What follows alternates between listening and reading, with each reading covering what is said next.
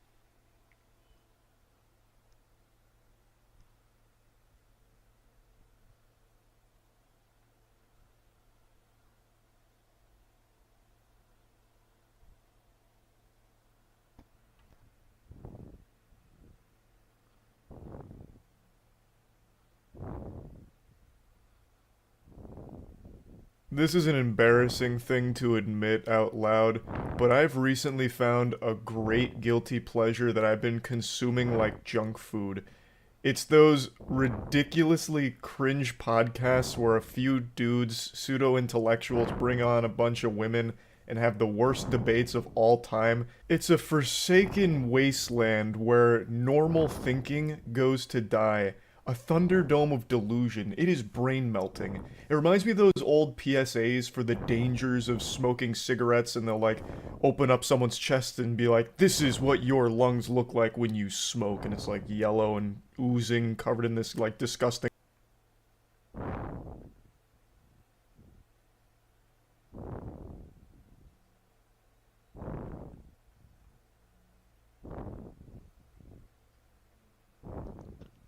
Going in and source pack when we got standpoint of people.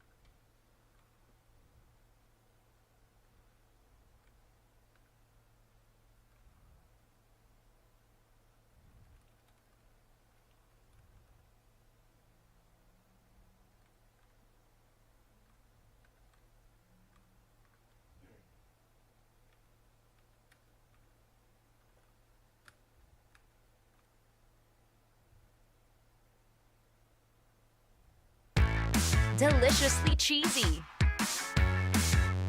Me time with Piatos.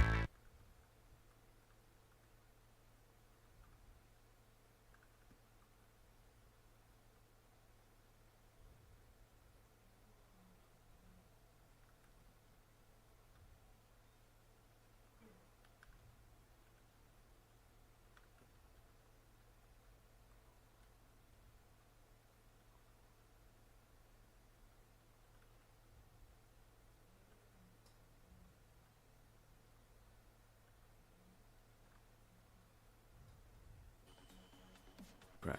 So we're just, you can see, and progress again, and I think so. If that should type in basically the There's no sound, but I'm just gonna speedrun this game. Then close Minecraft, open Minecraft again, pray that there's sound this time. If it doesn't work, gonna do that again.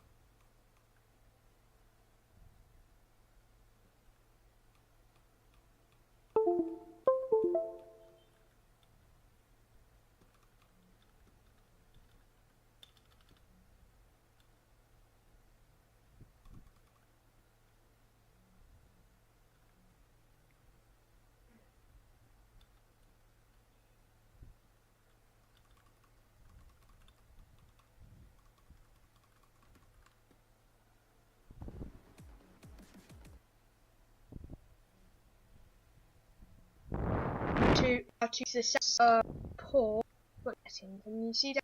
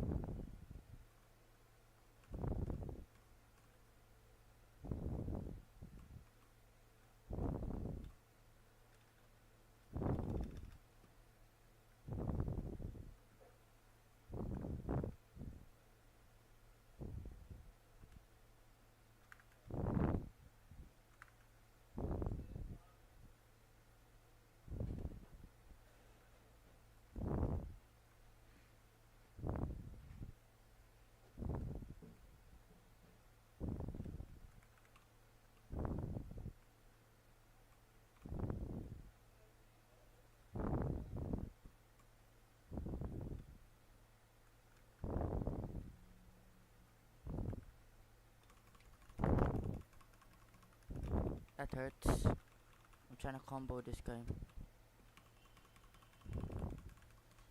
He's hacking, that hacks.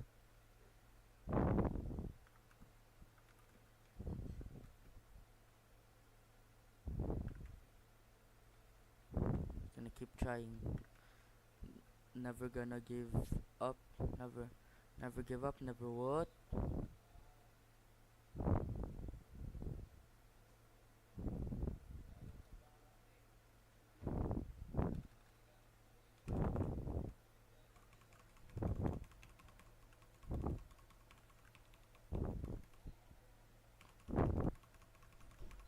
Oh my gosh, how did I clutch that? I didn't even I didn't even have any chance.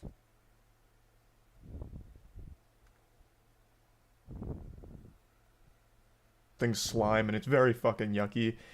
This is like that, but instead of showing you your lungs on cigarettes, it's your brain when watching this content, and it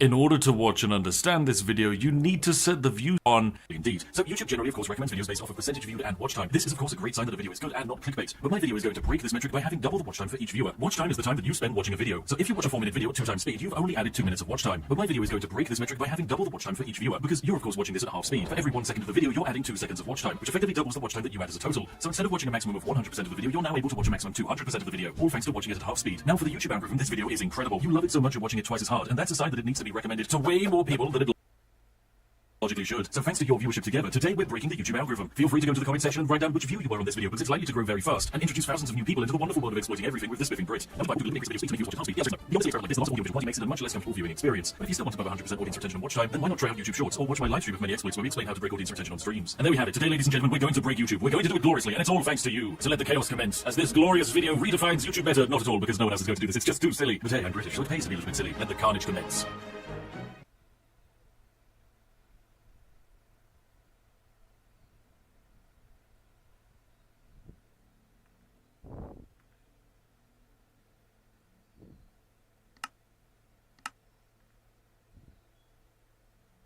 We have sound, boys. Yeah, baby. Woo! That's the one I've been waiting for. That's what it's all about. Woo! I'm on a 2-win streak, guys. That's how good I am. I'm gonna work for everything I have. Never.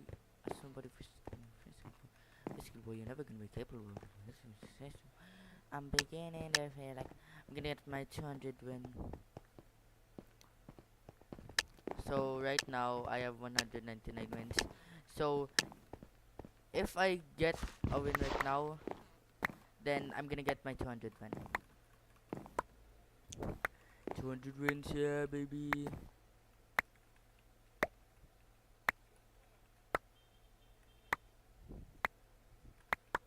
Can I tell you, man?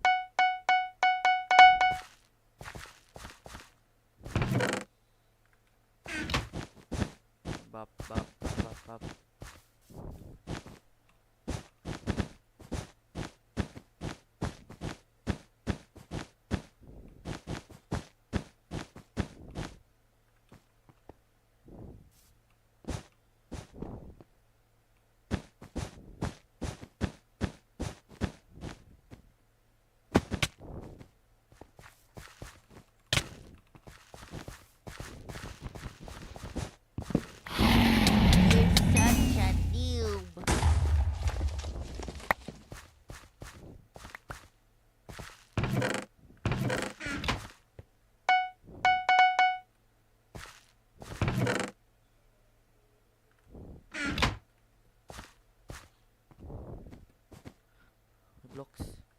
My blocks.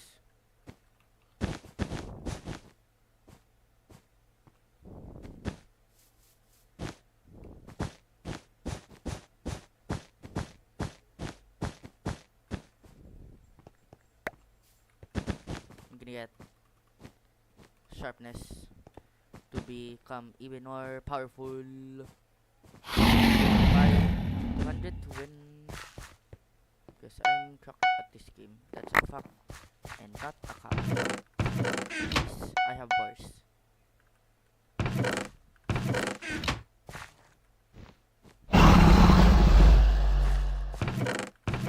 Yeah.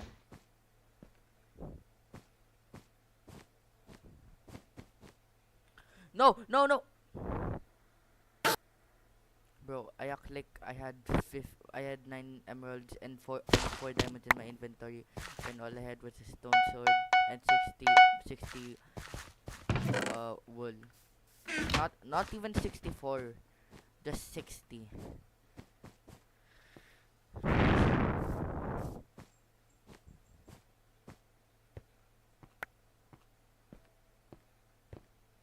I'm gonna go yellow. Yeah. Yellow's very questionable by defense. He's probably hiding inside.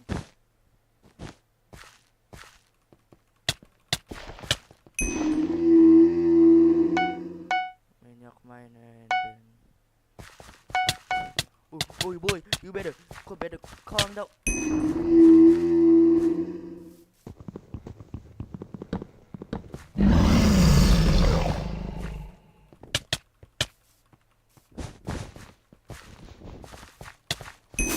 Bro, I'm cracked. I'm actually cracked.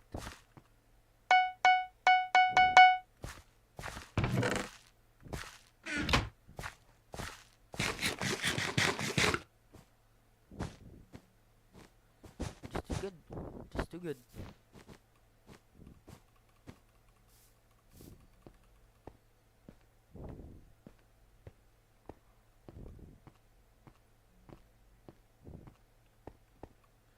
Technically, I should go for Grace bed because he can easily take blue bed, and then I win. I just take both final. I just get both finals, then I get the easy dub. Smart. Yeah, I really wish I don't do that. Because it's probably gonna.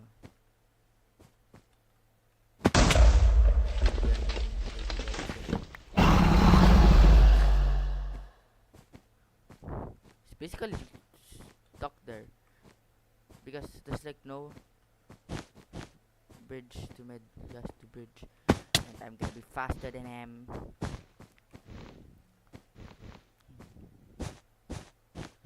If I get this kill, depends if I'm 200 wins. Yeah, that's 200 wins for you. Ooh, yeah, baby. I think most of those were just four versus 4 wins. Yeah, I told you. I won like 57.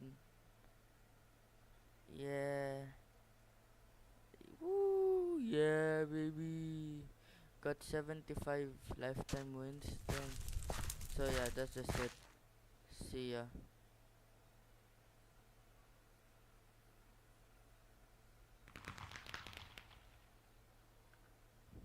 Contrail. Are we missing anything else? Standard back bling. Ooh, trench coats. Okay, I like this style a little bit more. I mean, it's a little bit more blocking of your view. Pure butt muscle. That is pure gluteus maximus. Give me a squeeze, Contrail. Are we missing anything else? Standard back bling. Ooh, trench coats.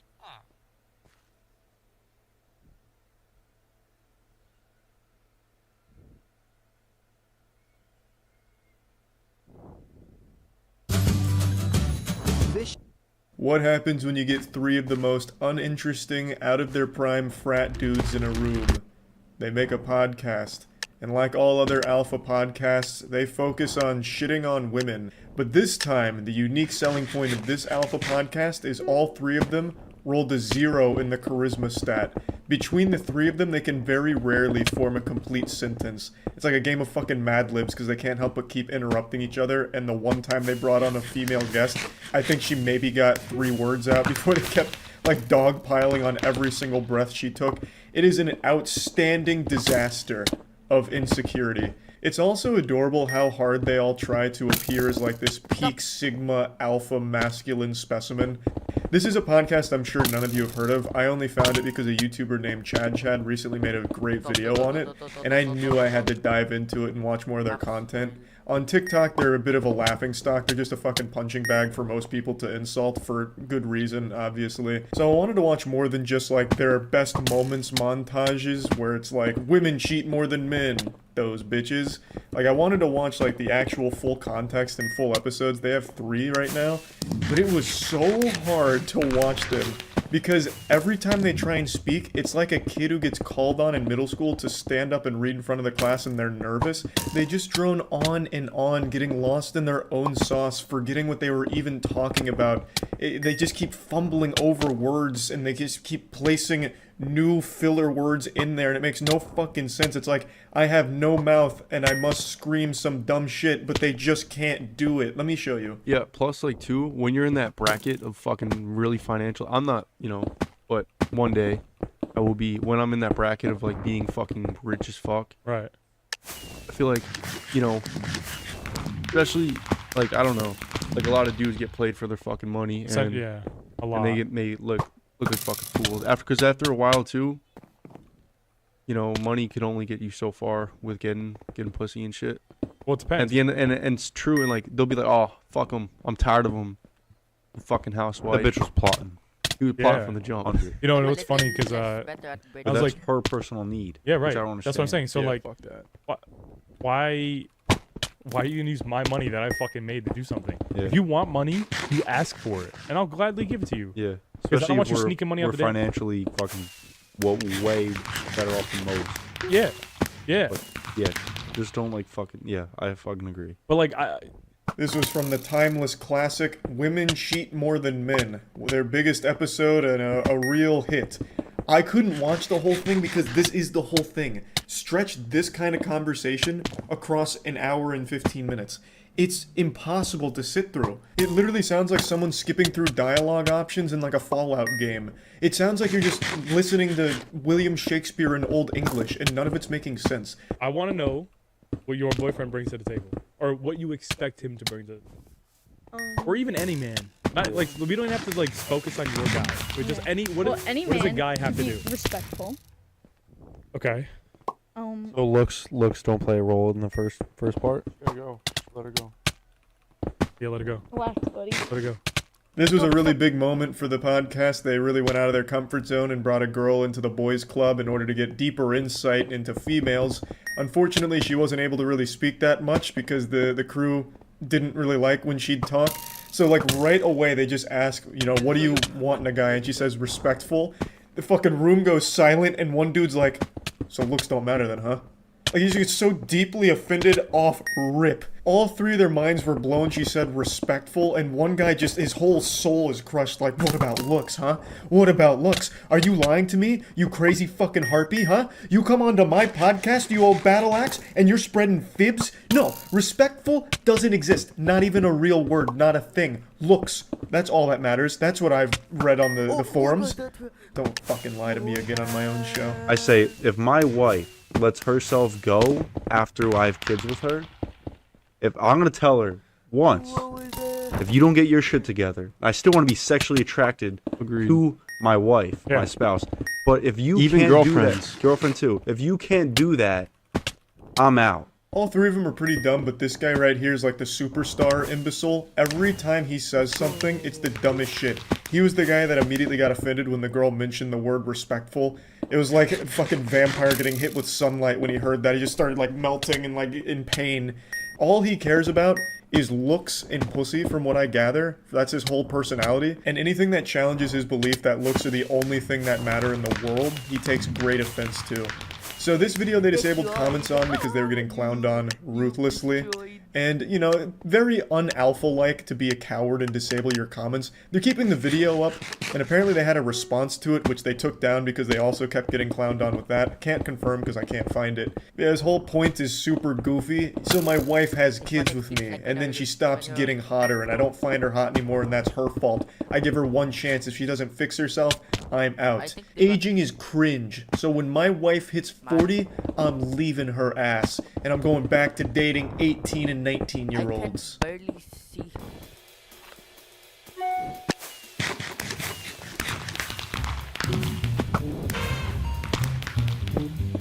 When the stakes are high at work, your tone matters. Grammarly's advanced tone suggestions can help. Because when you write with just the right confident tone, you can meet any challenge to move your project forward.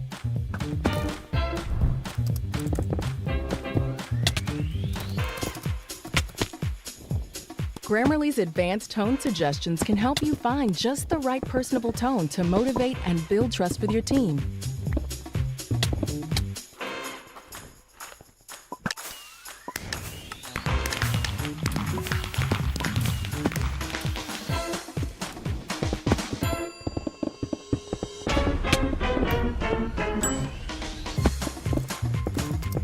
Grammarly's advanced tone suggestions can help you find just the right positive tone to close that important deal. Yes, getting the tone just right can help move your project forward. When you write it just right, Click the blue button to download Grammarly today.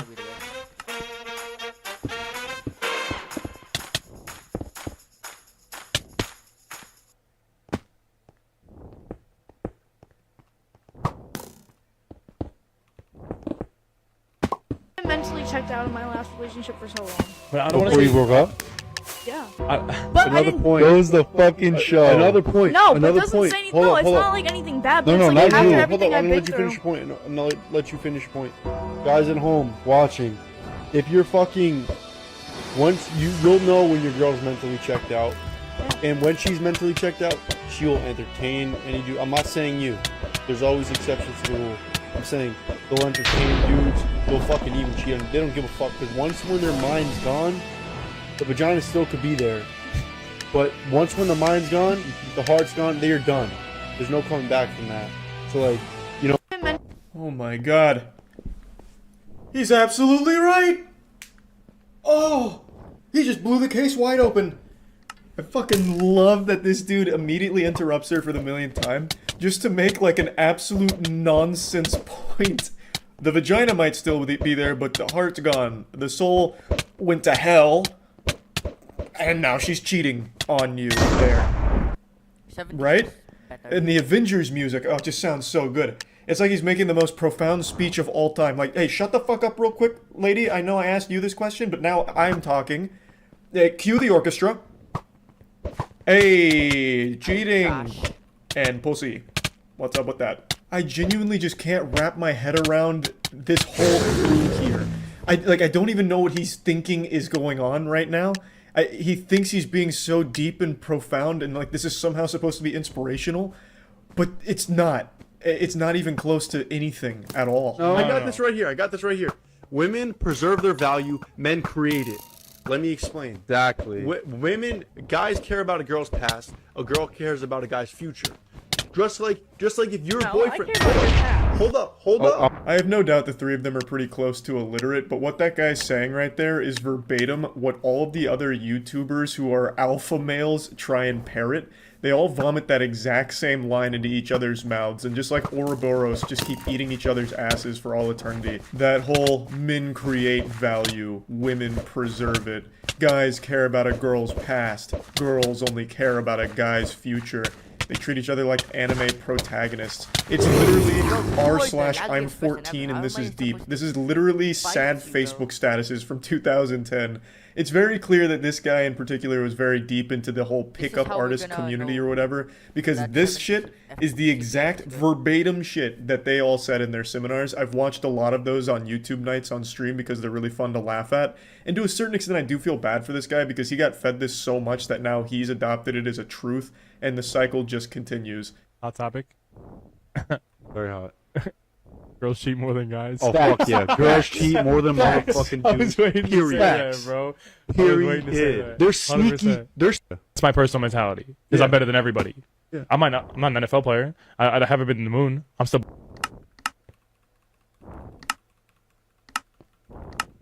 I reached 50 FPS. I don't know how to box.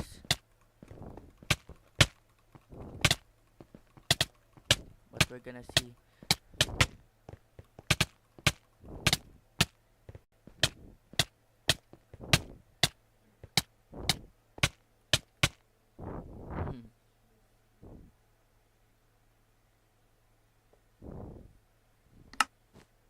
Gonna try.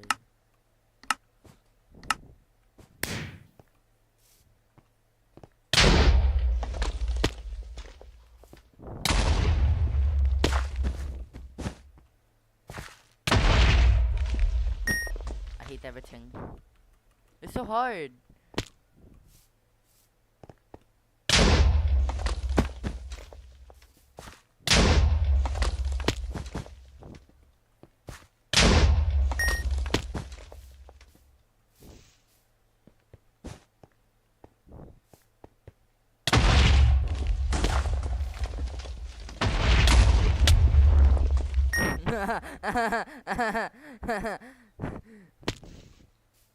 Get this one this time.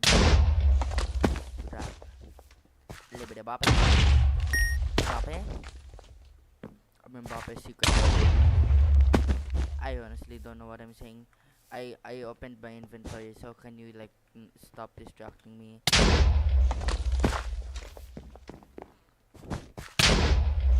Oni-chan! This guy's hacking, I swear. I'm so bad at fireball fight. Get that bop. Then pull a wheel.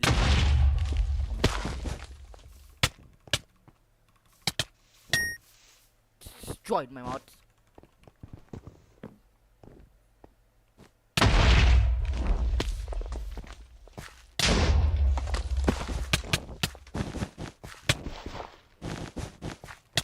No!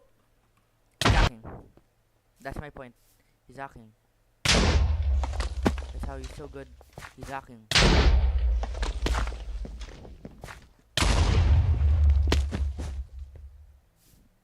Eh, pre. Pre. Yun! Yun! Yun! Pre. Pre! Pre! Pre! Joke lang eh.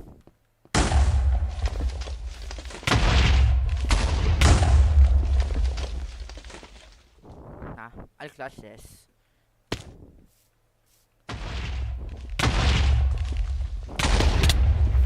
You're so trash!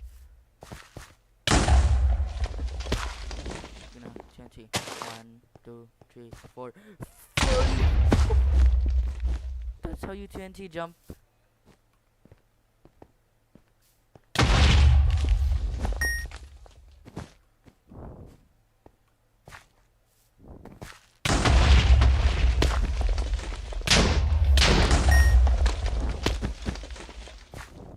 TNT jump. No, what? Nandesu Oni-chan? I'm good. I swear, I'm good. Hit that. Hit the Mbappe dance. Put them all in 9 and 8, 47, 12 and 9. No, Nandesu Oni-chan! Bro, we're both bad. If I could wave it now that ain't as big as I was, but I'm to the motor, to the border, yours to get in time up to 2004. No, what?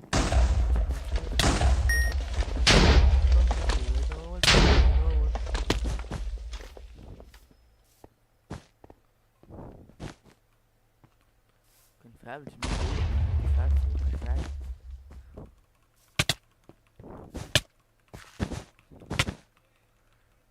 You trash kids!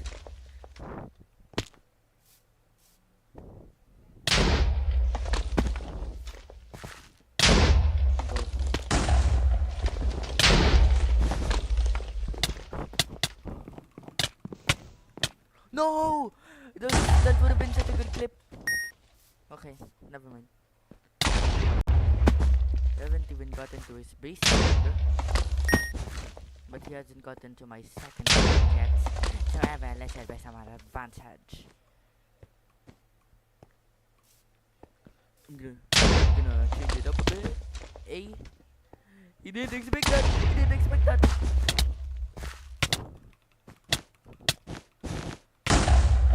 No! No, Kimi no.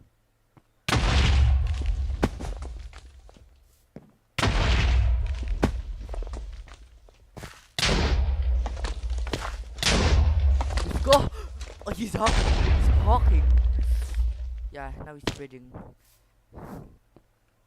He ran out of fireballs. Come on, do it, bro. Do it.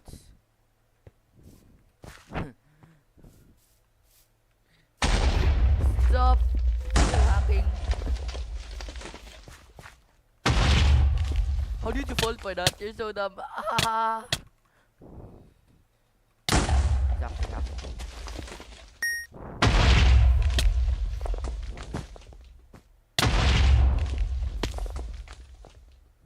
Oh, I forgot to block it.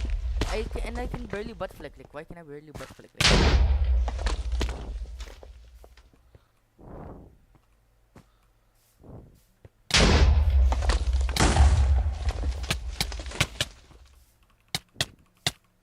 Bro, there's no way he's hacking. He's actually hacking. I swear.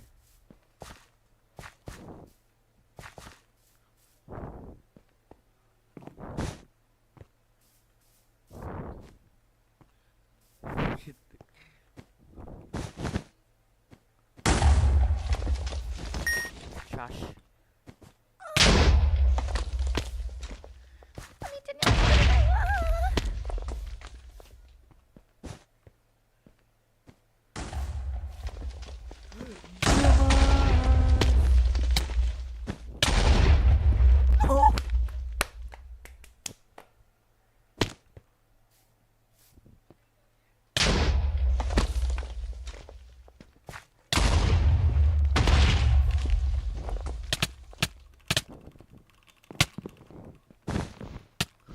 He has no skill. No, it is.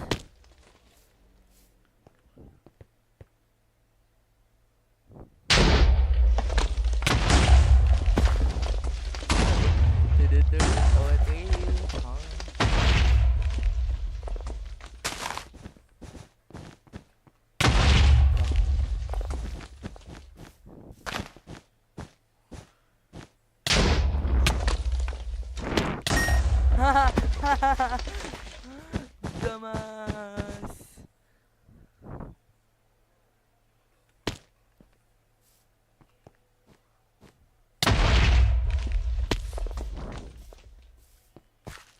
Can't believe that actually worked.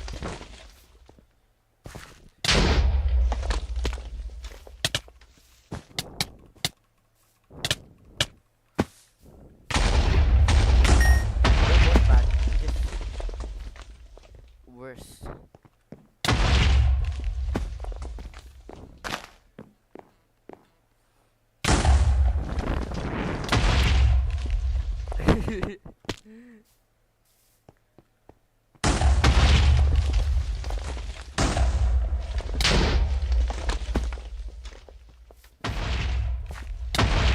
I need to kill him.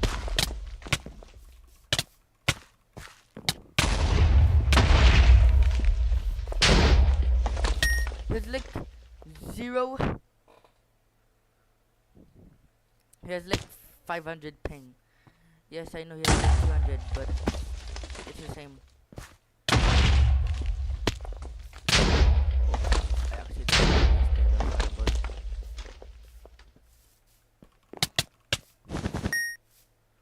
best I can do now is just spam blocks.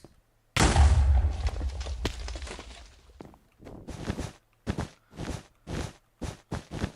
coming to you. I'm coming.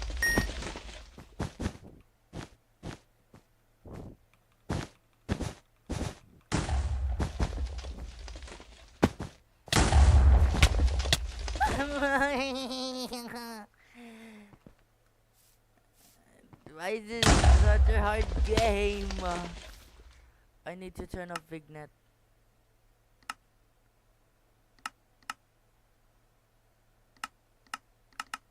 Oh yeah, that's. Oh my gosh, my eyes feel so much better without. Better than you. You gotta. That's how you gotta become. You gotta think you're the best before you are the best. Yeah. Right. Right. Yeah. Everybody. That's my personal mentality. Yeah, he's not an NFL player. He's not a doctor. Hasn't been to the moon. Hasn't had a meaningful relationship. Hasn't been able to read an entire chapter from a Harry Potter book. But you know what? He has a podcast, so he is better than you, pussy. I feel like if I was an employee at the Best Buy they bought the Blue Yetis at, I would be overcome with guilt if I ever found this podcast and recognized them. I'd be like, fuck, I could have stopped this from happening. I could have been the hero if I just didn't sell them the Blue Yetis. It could have all been stopped before it even started. Honestly, this has nothing to do with what we're talking about, but what's your take on fitness chicks? Valid. Like, as fuck. They're superior to all women. Top of the line. Agreed. Fitness chicks are superior to any woman. They posted this themselves as one of their highlights. Like, this is one of their finest moments they were proud of. Just fucking imagine that mentality, that this conversation is like a moment you're like, yep, pretty proud of that one. I mean, to be fair, in their defense, they didn't fumble through sentences because there were no sentences here. It was just like individual words back and forth. Man calls it together like it's a goddamn city council meeting. Boys, gather around. Titties. What do we think? Do we like that? Valid. Milky. Top of the cream of the crop. Yes. I have absolutely no doubt in my mind that if I actually did finish all 3 podcasts to completion, there would be a million more wild and wacky moments, but it's just so hard to sit through their podcasts, so I haven't done that yet.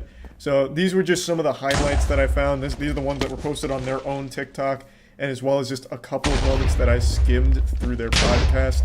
And yeah, I just wanted to share this because this is just another very silly alpha male podcast. That's about it. So yeah. Bro, I think my debounce is up, I swear. It's so hard to butterfly.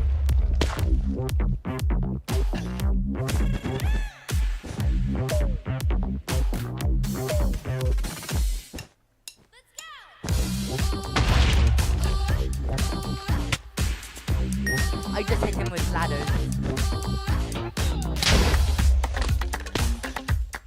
I mean it when I say I didn't really want to talk about today's topic. It's just some medium rare internet beef that I think is just kind of worthless to go over, but so many people keep bringing it up to me that I feel I should at least talk about it to some extent.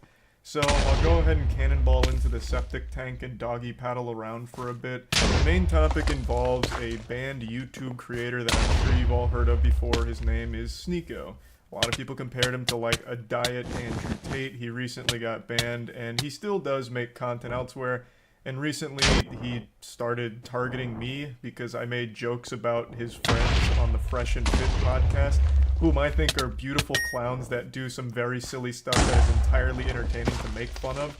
But Sneeko didn't see it that way because he's a very sensitive guy, and he started writing their wieners to try and defend a blatantly outrageous story that one of them told about meeting a basketball player at a party, then being invited by that basketball player to a mansion and then fucking a ton of girls at that mansion thanks to the basketball player, which sounds like something a Tumblr account would have made up, and ending with "and everybody clapped." It was such a goofy piece of fan fiction. It felt like he was begging to be humiliated and made fun of, so I started throwing some balls at the clown and dunking them in the tank. I made a video talking and joking about it, and Sneeko saw this and he wasn't too happy, so he got offended on his friend's behalf, which is a very alpha male thing to do. I know Sneeko doesn't like that nomenclature. He never calls himself an alpha male and thinks that it belittles him, but his fan base is and has been red-pilled and thinks of him as like a no-nonsense kind of guy who tells it like it is, a man's man.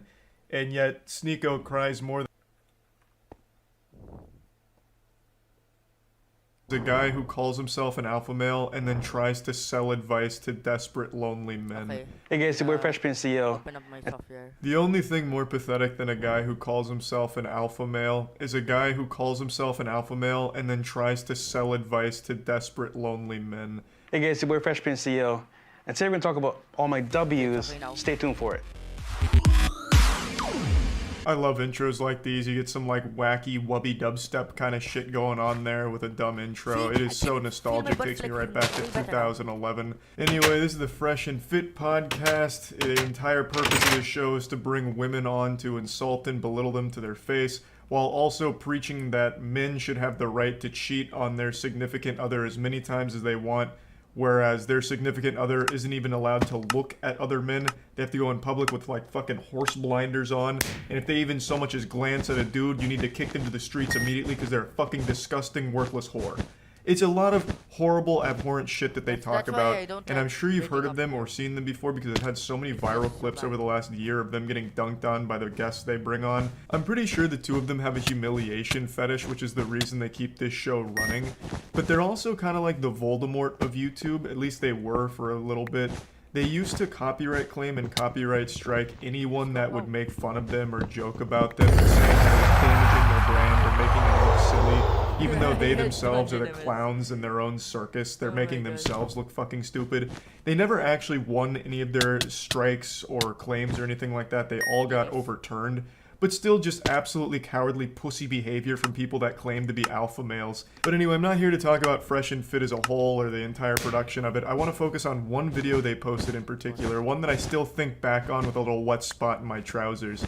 It's one of the most delusional things I've ever seen from a YouTube channel.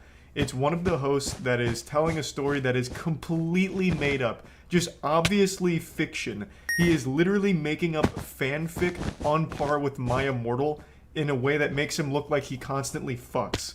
Even though I'm pretty convinced that the shorter guy here is a virgin, yet he still makes these crazy claims and stories like the one I'm about to show you. Alright guys, so you heard my L's, marrying a single mom, getting left out in the cold, basically in the car, never came downstairs. But today we're gonna talk about my W in terms of having in one day. Let me stop you right there. I already don't believe you. It's super hard to think that anything they say is real when they constantly make stupid fucking claims like this one. Not to mention they've both shown themselves to be frauds time and time again. You know, we're both triple-digit notch count. He's in the quadruples. There is no reality in the entirety of the fucking multiverse where this man has slept with one woman, let alone over 1,000 of them. Doctor Strange could peer into an endless multiverse and never find one where this guy slept with 1,000 women.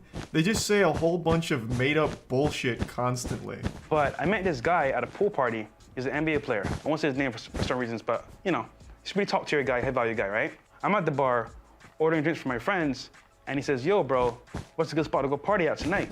I told him, "Look, bro, you can go downtown, you can go to Brickell, Wynwood, doesn't really matter, but I'm going to downtown because it's a really good spot." And then he's like, "Yo, bro, are you on Instagram?" And then he added me on Instagram, we became best friends, he got me a tryout with his NBA team, which I absolutely crushed, and became a starter on the squad, setting NBA world records. He invited me to Thanksgiving at his parents' house, I fucked his mom, and then the whole family clapped.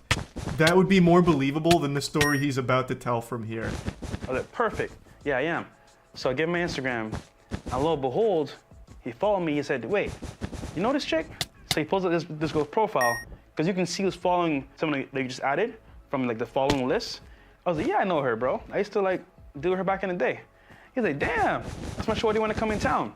So basically, we were smashing the same chick. No, you weren't. The only thing you've been smashing is your meat into your hand, you liar. This story's already got more plot holes in it than Kingdom Hearts. Why would an NBA player go up to a random guy at a pool party to ask for a party later? He's clearly already connected, he found out about the pool party, so why would he go up to a complete stranger at a bar to ask for further advice on partying, and then going a step further to add him on Instagram? That just doesn't make any sense. Unless Fresh and Fit dropped to the floor and sucked his dick raw at the bar in front of everyone, why would this NBA player care to add him on Instagram?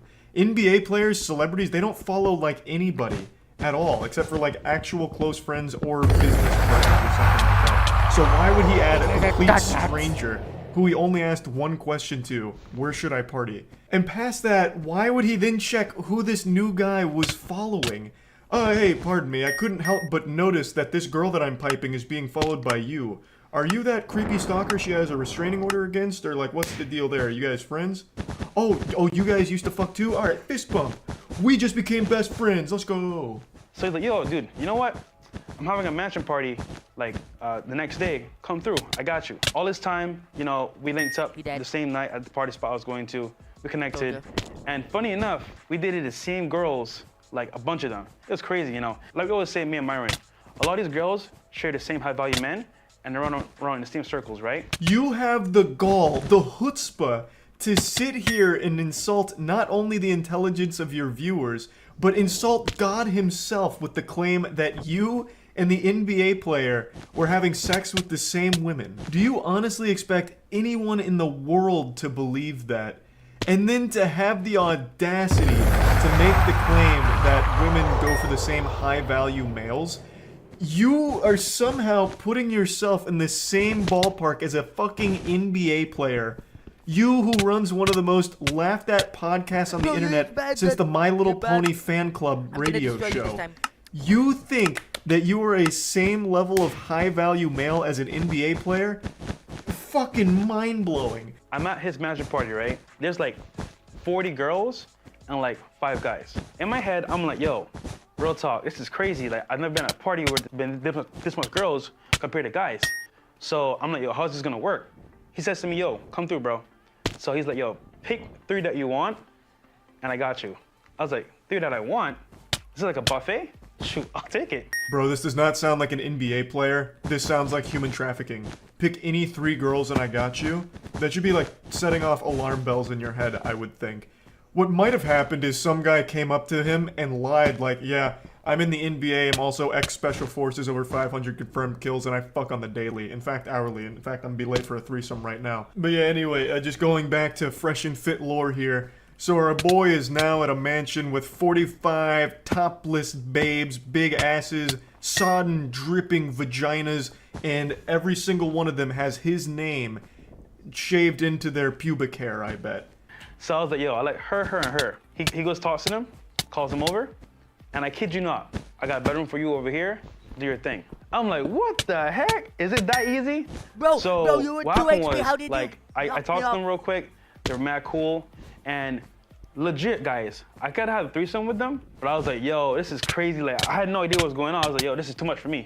But far be it from me to question the math here, but it would have been a foursome, not a threesome.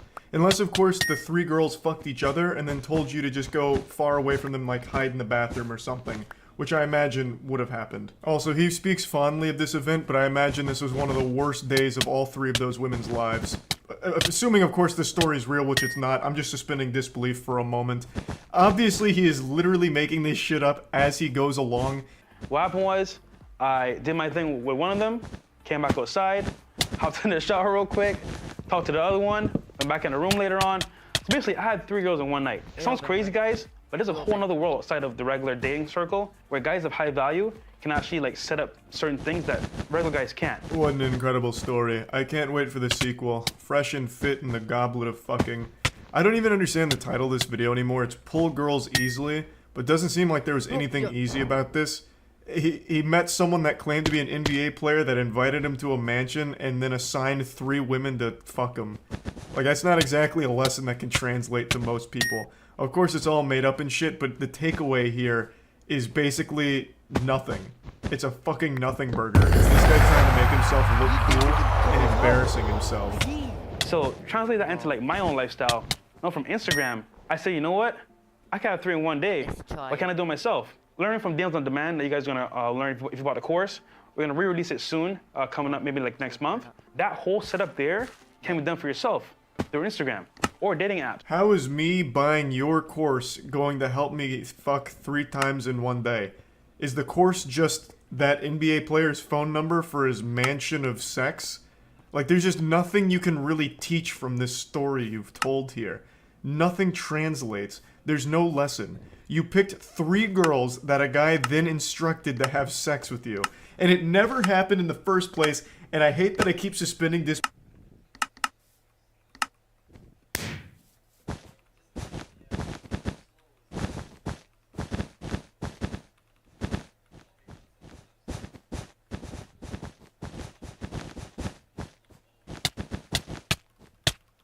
Nah, you just asked, bro.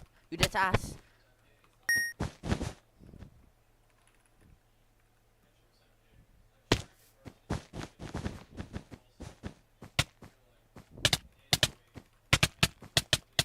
Does this guy even know how to PvP? Do you even know how to PvP? Like, I'm questioning the size of it right now.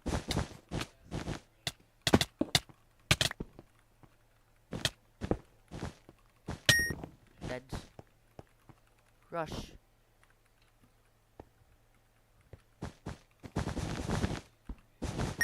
Vamos.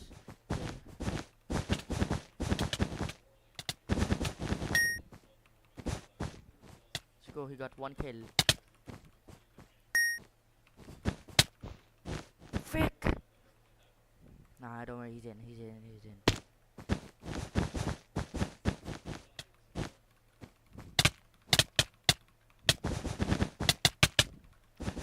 They're low. One guy, just one guy. It's my teammate's pass.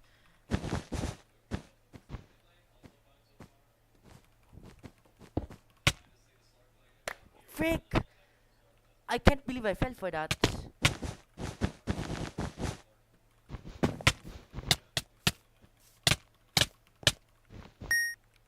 This guy over here. This guy's. This guy just asked. This guy doesn't know how to speak, I swear.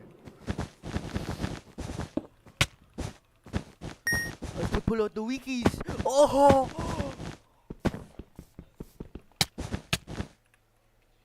Nah, my teammates is just us.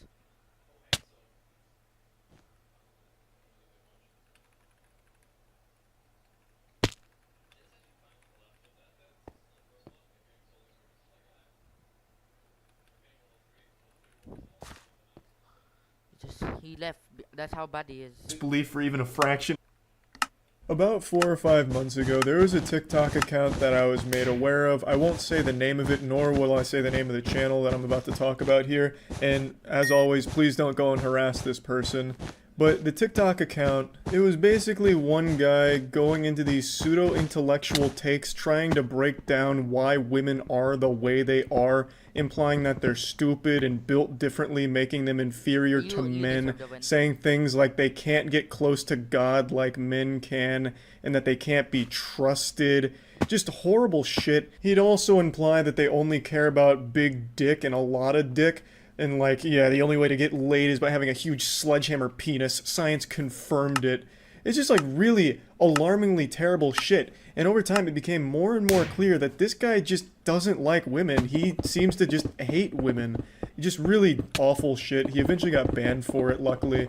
But now he's taken that filth and put it on YouTube. And I just wanted to share a little bit of it with you. So this is a video of his called "Women Are Not Real."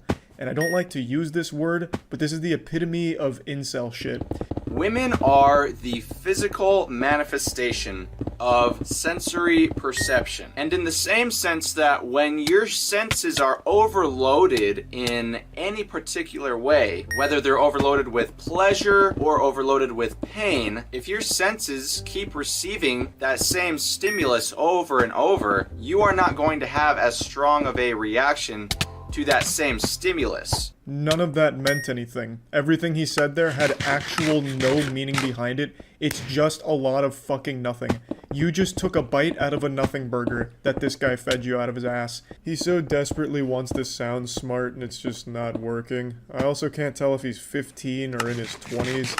It's impossible to know for sure, but it looks like he's still going through puberty. In this same sense, being that women are the physical manifestations of this phenomenon, that is why women's value must be preserved. They can't be trusted to handle anything of greater responsibility, anything of greater importance than daily household chores and taking care of babies. Not taking care of children, taking care of babies. Well, that sounds a bit alarming, a bit of a red flag, but who am I to question the expert? Just look at the amount of books he has on his shelves. This guy's clearly a genius. He also even has some cursed ancient Egyptian relics back there for some reason, like the fucking Millennium Puzzle or something.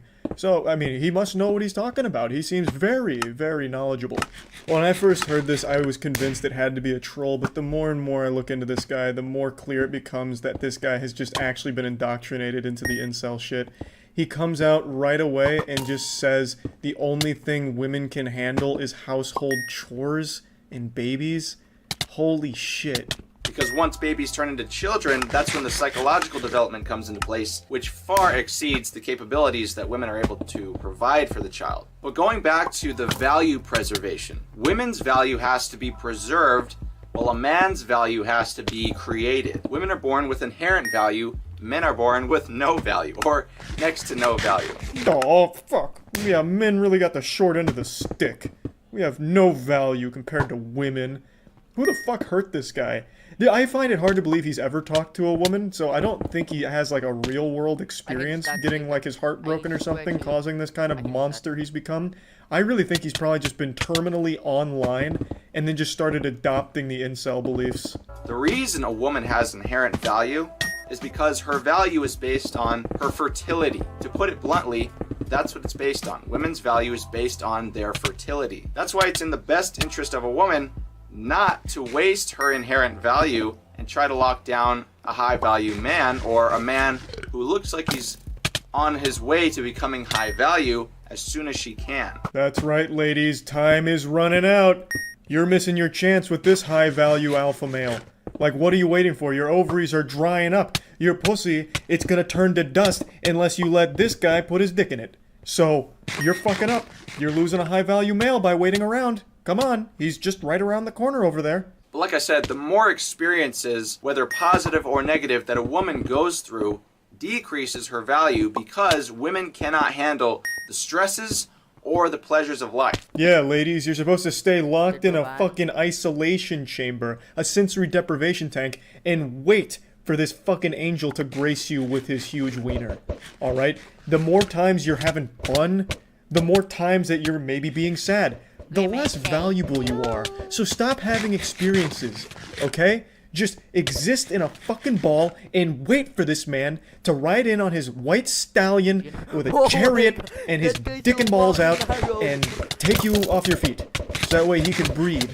God damn it, stop being so selfish and having experiences, you harpies. I'm obviously cutting some parts of this video out because he just drones on and on and on and on. So I'm trying to just get all of his main points here, and my god is it absolute lunacy.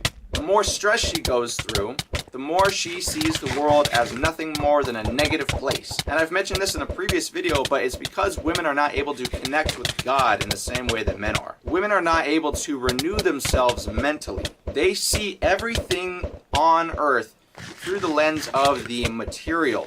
What in tarnation? I must have missed that lesson in Sunday school, but he's blown the case wide open. Apparently women just can't connect to God the same way men can. And if you can't have a good connection to God like this guy does, I mean, you're fucked. What's the point? You don't have any value. Over and over and over again, this guy harps on the belief that he thinks women are too stupid to handle anything. He doesn't even view them as humans, it sounds like. He literally views them as like machines to pump out babies. All he says is that women aren't capable of handling experiences. That's like his main point right now. They don't have the same mental fortitude that men do, nor do they have the same connection to God that men have. Like, what the fuck is even wrong with you to think that for a second? They see everything on earth through the lens of sensory perception. If something doesn't excite them enough, then it's not a good thing. If something stresses them out too much, then it's also not a good thing. Everything has to be new, everything has to be fresh, everything has to be exciting all the time, 100% of the time, otherwise it's bad. That's how women see the world. They don't have an accurate lens of reality through which they see the world. They just don't see reality. Oh, but this guy sees reality. Yeah, this guy is really grounded in reality. This guy is so perceptive to reality. He's like Doctor Strange. He can see every possible reality in the known multiverse. Oh my god. And then he talks about women like they're all exactly the same, just fucking clones of each other. He can't even wrap his head around the idea that people are different and not just what he reads about on these weird fucking subreddits.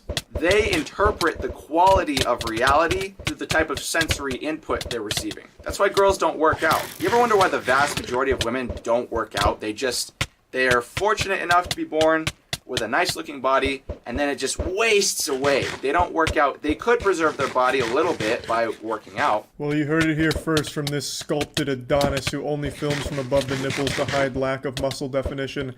No woman has ever worked out, or at least not many of them. But that's why. It's because it hurts. Working out hurts. And since women only interpret the world through sensory perception, anything that hurts is a bad thing. They can't handle it. They literally can't handle working out. That's how strongly this influences their mind. And just as when I was saying earlier, when a woman goes through too many negative experiences, she's not able to renew herself because women are not as connected to God. They're not able to refresh themselves psychologically. They're not able to detach themselves from the material world.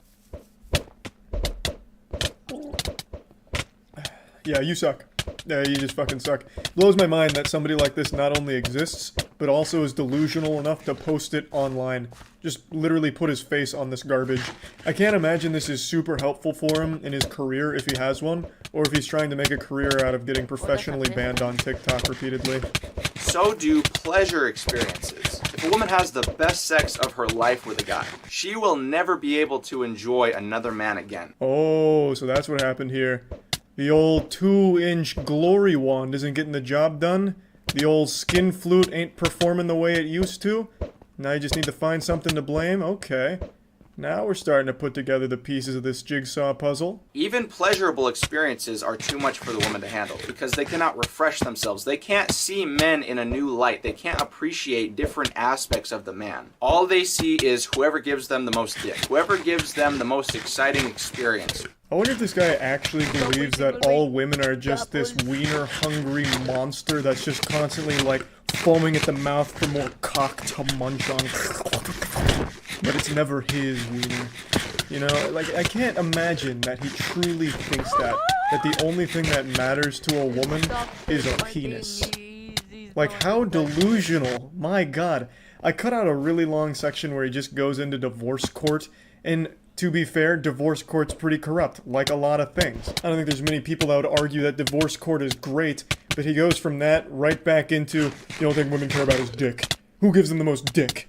They collect dick like Pokemon cards. My dick's good enough, god damn it! Whoever takes her on the most expensive date, on the more expensive date, he's the one who's gonna take the cake. She will forever look at every other date after that with a sense of pity. You ever notice how girls who've been ran through or just more attractive girls tend to look at men with a sense of resentment or a sense of pity? Bro, they look at you with a sense of resentment and pity because you are pathetic and creepy. Like, it's not, you make all of these massive generalizations. It's nutty. The things this guy says and the points that he makes are things that you would have read in Elliot Rodgers' manifesto. It's dangerous shit to actually fall into this pit where you think women are only here for men's pleasure and they only care about three things: dick, money, and height. I don't know if he even mentions height, I don't remember in the rest of the video, but he's already talked about how they only care about the biggest dick, the most dick, whoever has the most money. Or they look at nice guys definitely with a sense of pity as well. It's almost like, oh, it's so cute. Look at him trying so hard. He thinks this is actually impressing me. Look at him trying so hard to impress me. Why is he trying? It's almost like they're confused. They're like, why is he trying so hard to impress me? What have I done to deserve such effort? Even they are not confused about the amount of value they provide. Even they understand that they are ruined. Even they understand that their value has gone out the window. It went out the window with the first 100 guys they slept with. And I do mean 100. God, it's so fucking painful.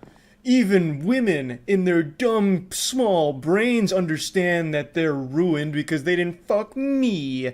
Even they understand with their primitive understanding of God and sensory perception can understand they're not worth the effort of a nice guy.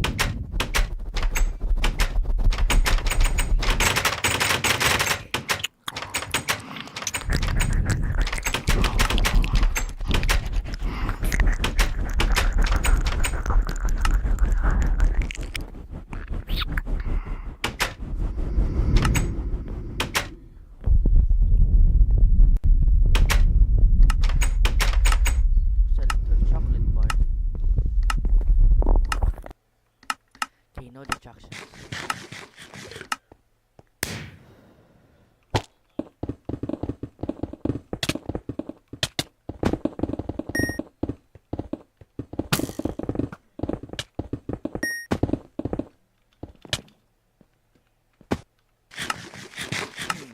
Forever.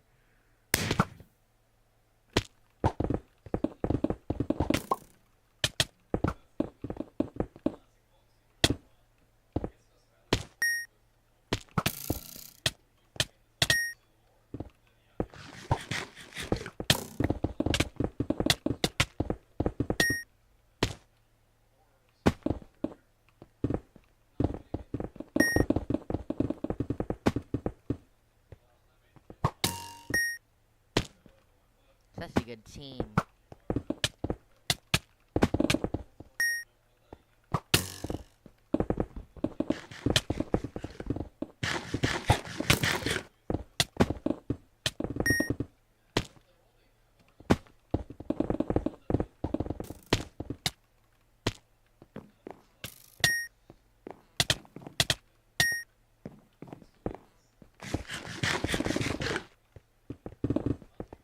Why does that look like a Philly crab skin?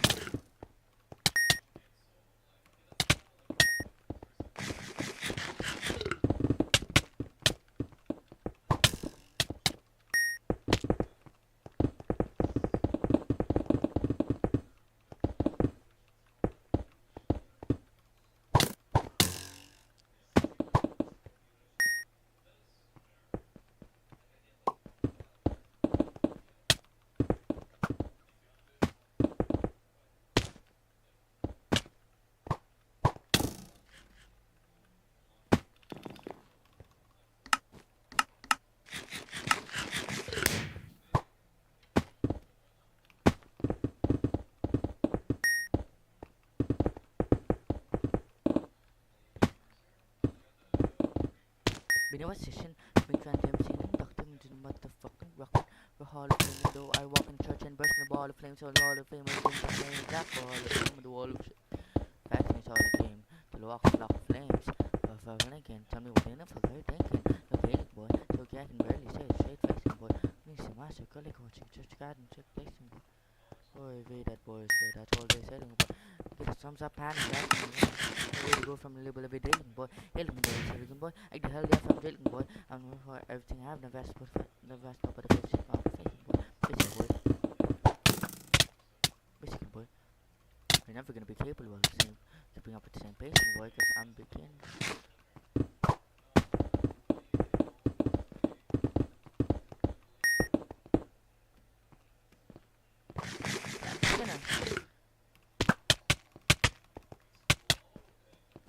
On my people, back nut. I'm still in love, just slap.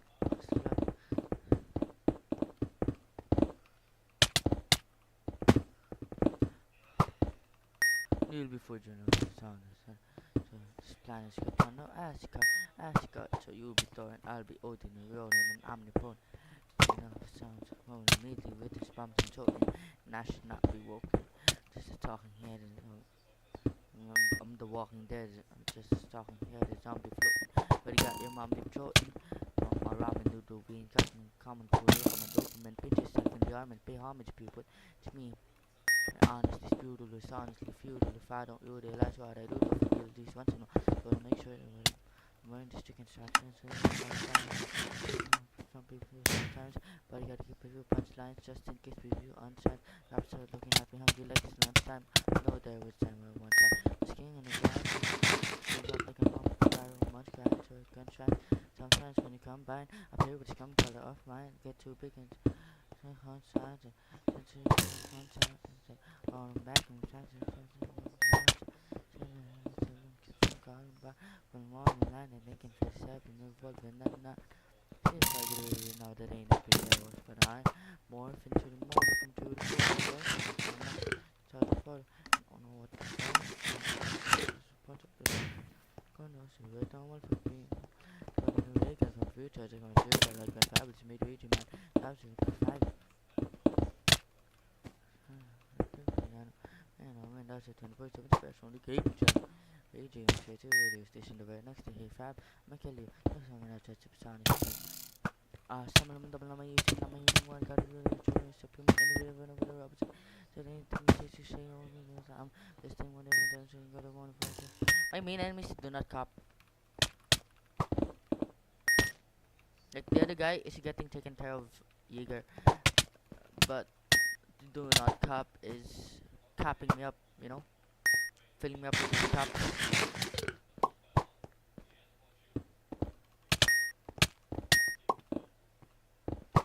Right now, million weeks ago, even when speaking something, say the tongue and check, fuck you, drunks of Satan, take the fucking wheel, I'm asleep in the front. Bro, there's. You better score, you better score, you better score. Yeah! Yeah!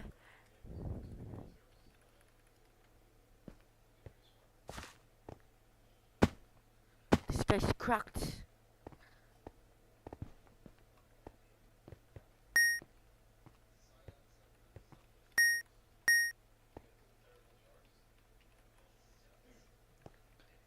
Tongue and cheek, fuck you, I'm drunk so Tate and take the fucking sleep in front. million leagues above you. Alien speaking Saxon, tail tongue and cheek fuck. Fuck so Satan, take the fucking wheel, I must slip in front.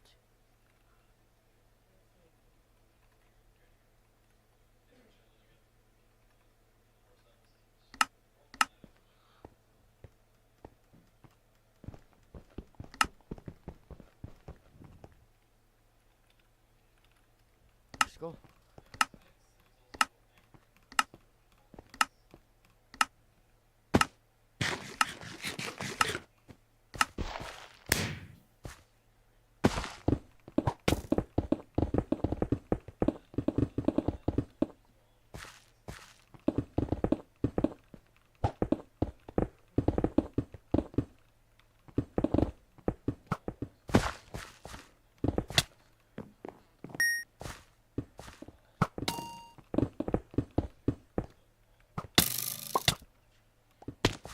Take the fucking wheel, I must slip in front.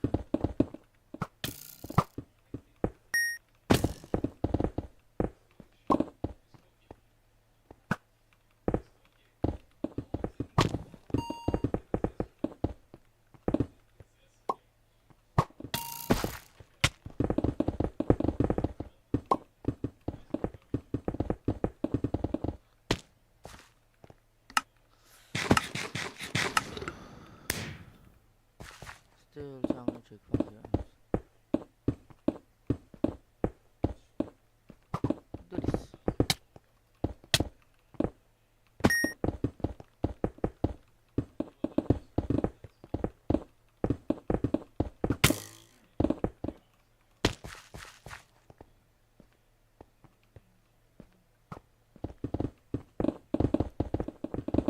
Na na na na na na. Skida this what I did it Skida. So did I this what I did it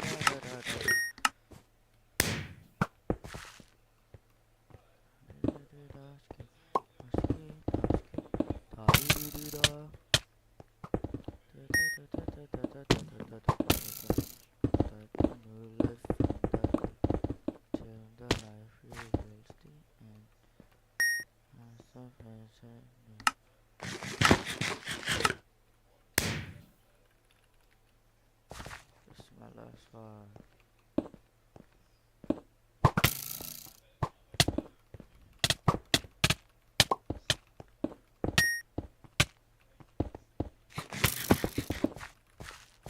Dead. See, at least this guy's good. Unlike the guy I was teamed with in bed fight, he was trash. I swear. Damn. Probably should have gapped.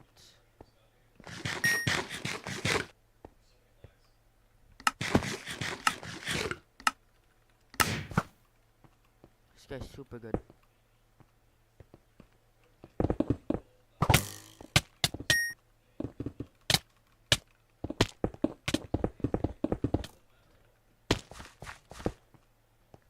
I think we're gonna get a 5-0.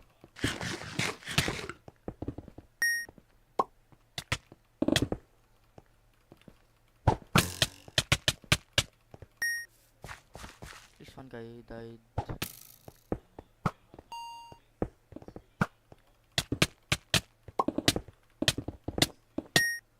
Cambodia. Where I got this guy. Okay.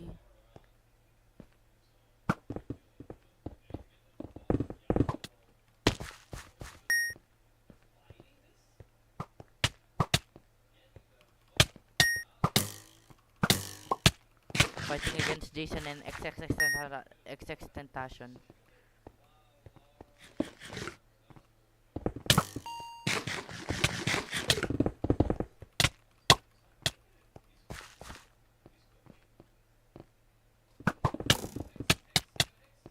I got this guy. Light work, no reaction.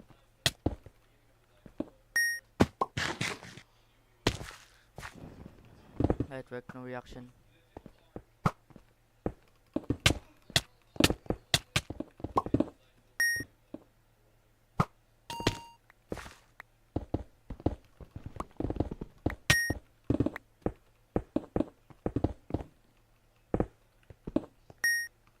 that could mess us up.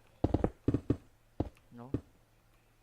Still, tongue and cheek, fuck you. I'm drunk, so say don't take the fucking wheel. I'm asleep in the front seat. Fight with devils and still fuck you on tongue. They asked me to eliminate some of the women hate. With the hatred I have, maybe a little patient, a little sympathetic. Scared. Listen. But fuck it.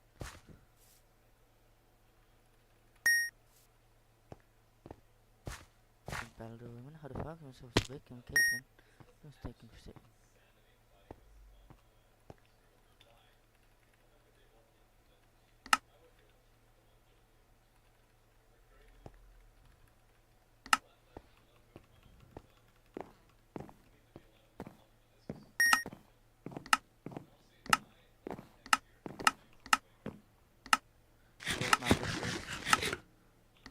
I'll hit him with a...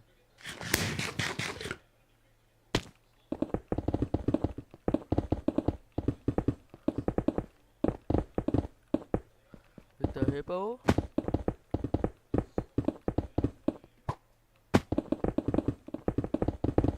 Well then. Oh, what was that? OMG! OMG! There's a cracked clutch.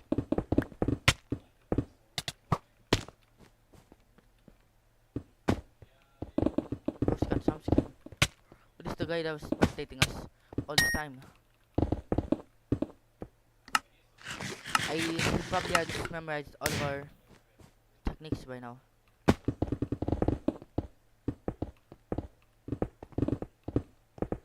It's a single guy? This is unfair.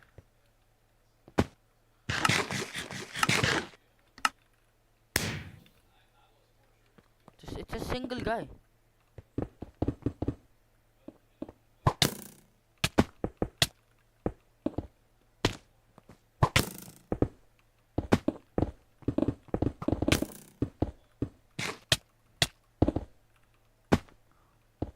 Imagine we just get beat by this one guy.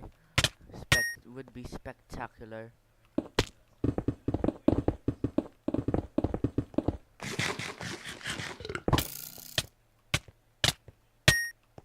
Yeah, it's kinda unfair, but I mean we're already in the quarterfinals. It's too late now.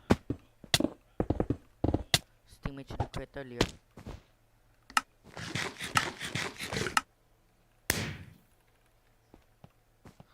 Kinda unfair.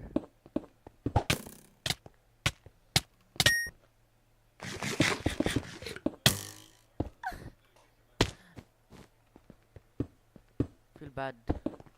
He doesn't have a teammate. That's why he's getting destroyed. Like one could just distract and one could goal. That's honestly so bad. That's sad.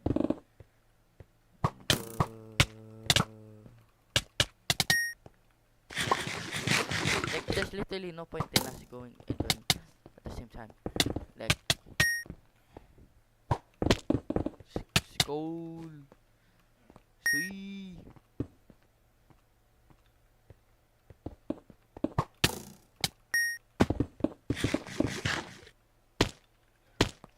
Yeah, he's holding his own weight. But he ain't winning against us.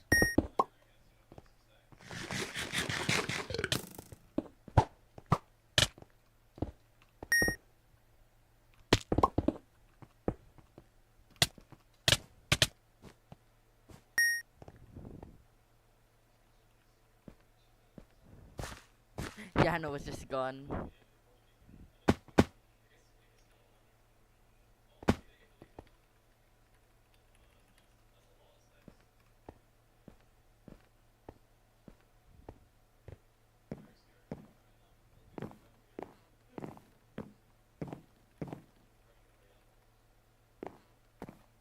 We winning.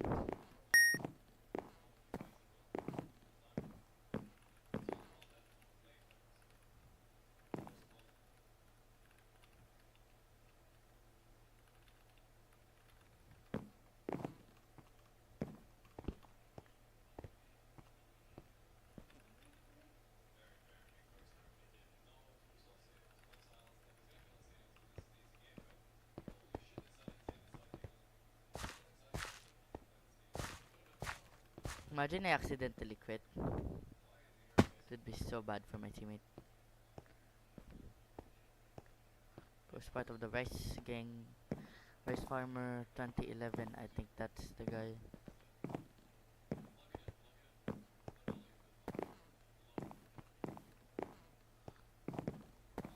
Just 2 more games. But I kinda why smooth of that? Why are they familiar?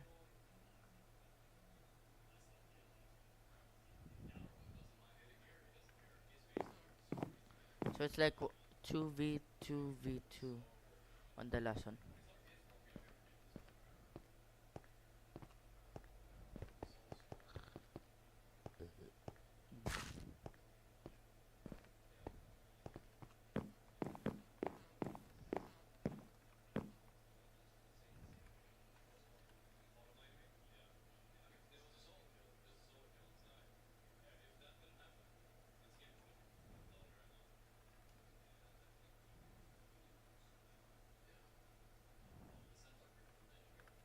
It's like that one thing, the sweet flow or something like that.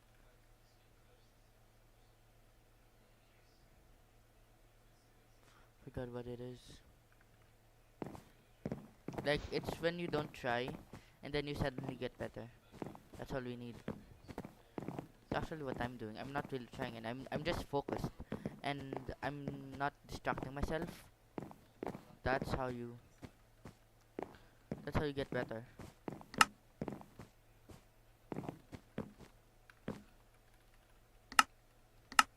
This guy's ready.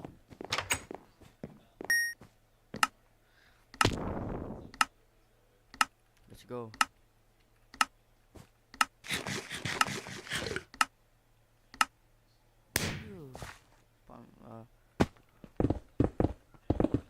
Yeah, you can in this map. I thought you couldn't, but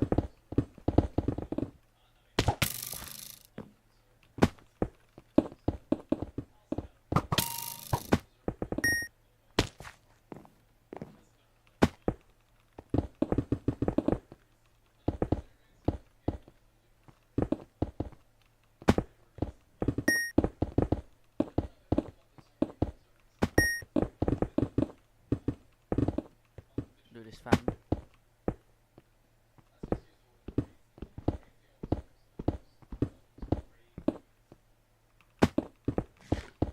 They have a more stuck bed defense than us, but that's fine.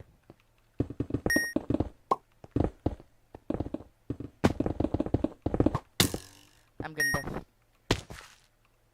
She's probably going for the win.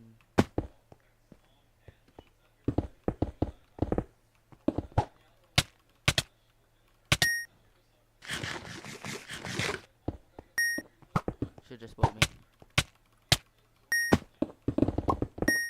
You're focusing too much on your bed defense. That you're kinda bad.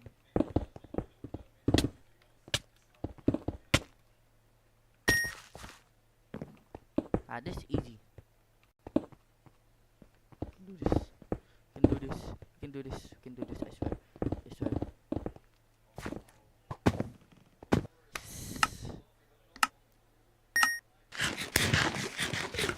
Yes, bro.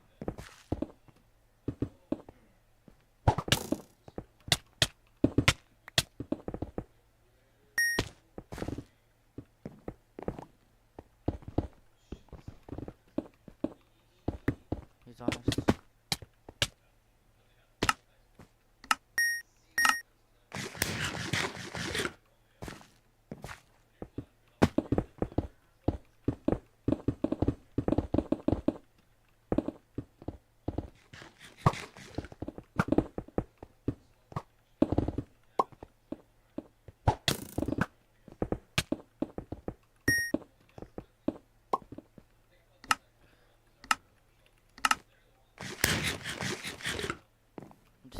I'm just gonna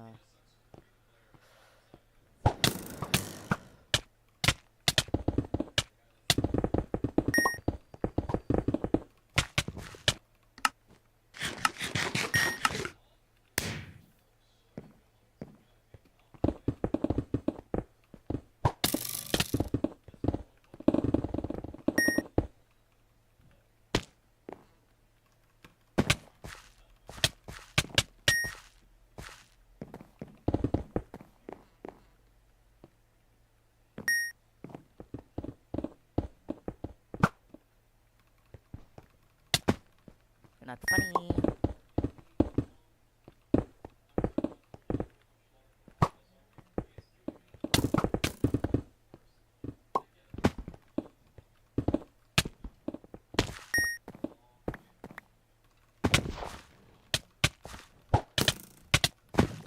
I just don't want to give up.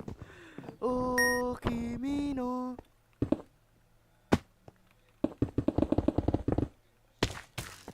So Kimi no toy toy toy moment for you. Just fall already.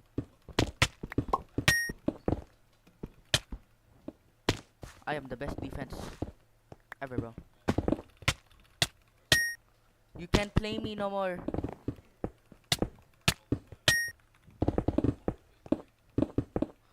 Kimi no, Kimi no, Kimi no koe ga soy soy soy soy soy soy soy soy soy soy soy soy soy soy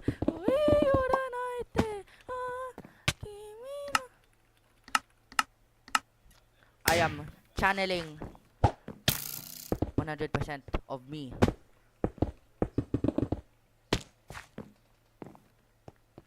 Shoot him. Can't goes like that, bro. Hindi ako papayag. Babuyin tayo ng ganyan.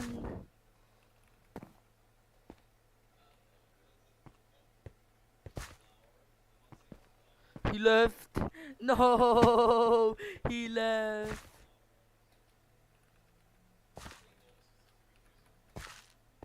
Nah, but they were actually good. So yeah, thanks for watching.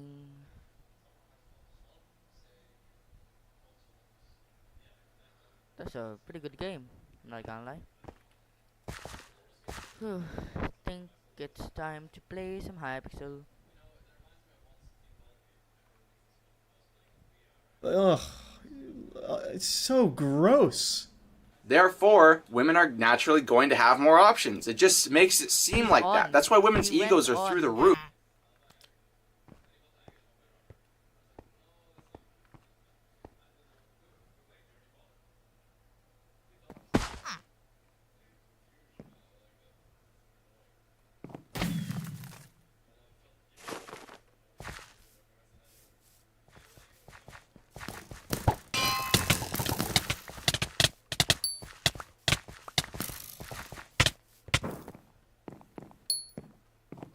Master.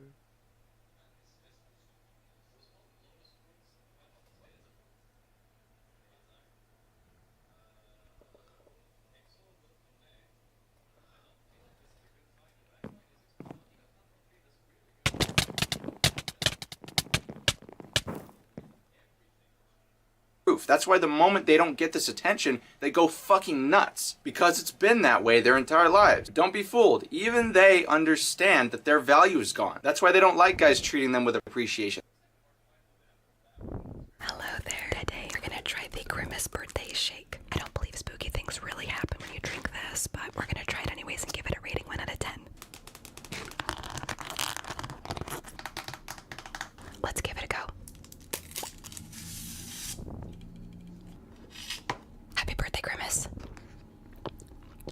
You know, that's actually not that bad. What's going on? Hello?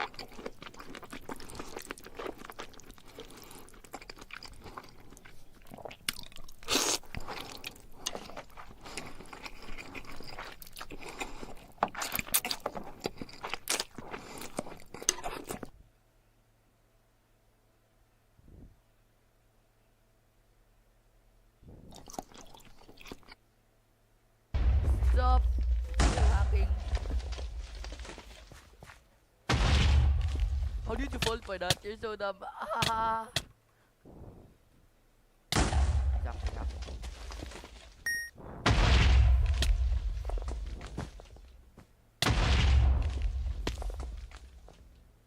Oh, I forgot to block it. I can barely butt flick it. Affiliation fetish, which is the reason they keep this show running. But they're also kind of like the Voldemort of YouTube. At least they were for a little bit. They used to copyright claim and copyright strike anyone that would make fun of them or joke about them, saying they're damaging their brand or making them look silly. Even though they themselves are the clowns in their own circus, they're making themselves look fucking stupid. They never having experiences performing the way it used to. Their value has gone out. Such a good team. Why is he trying? It's almost like they're confused. They're like guys they slept with. They didn't the effort.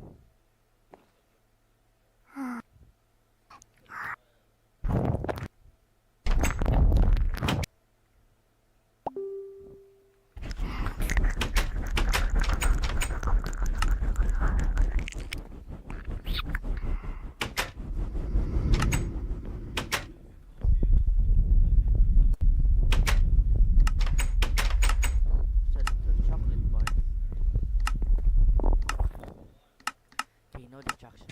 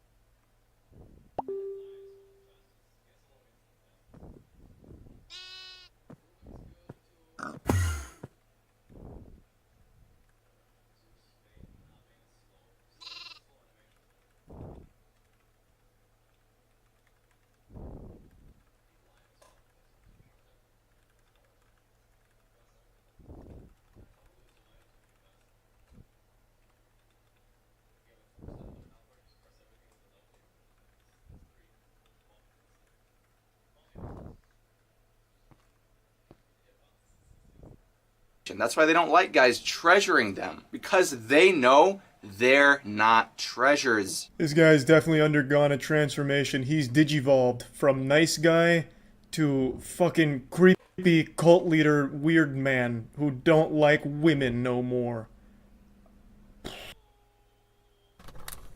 First hit.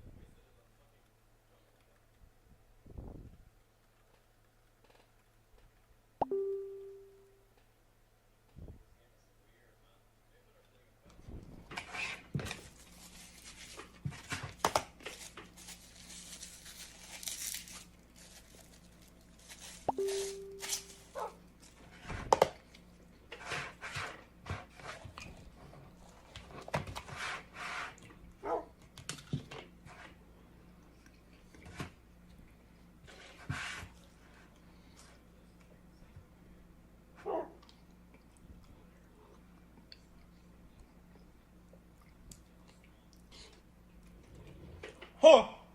I'm fucking hot.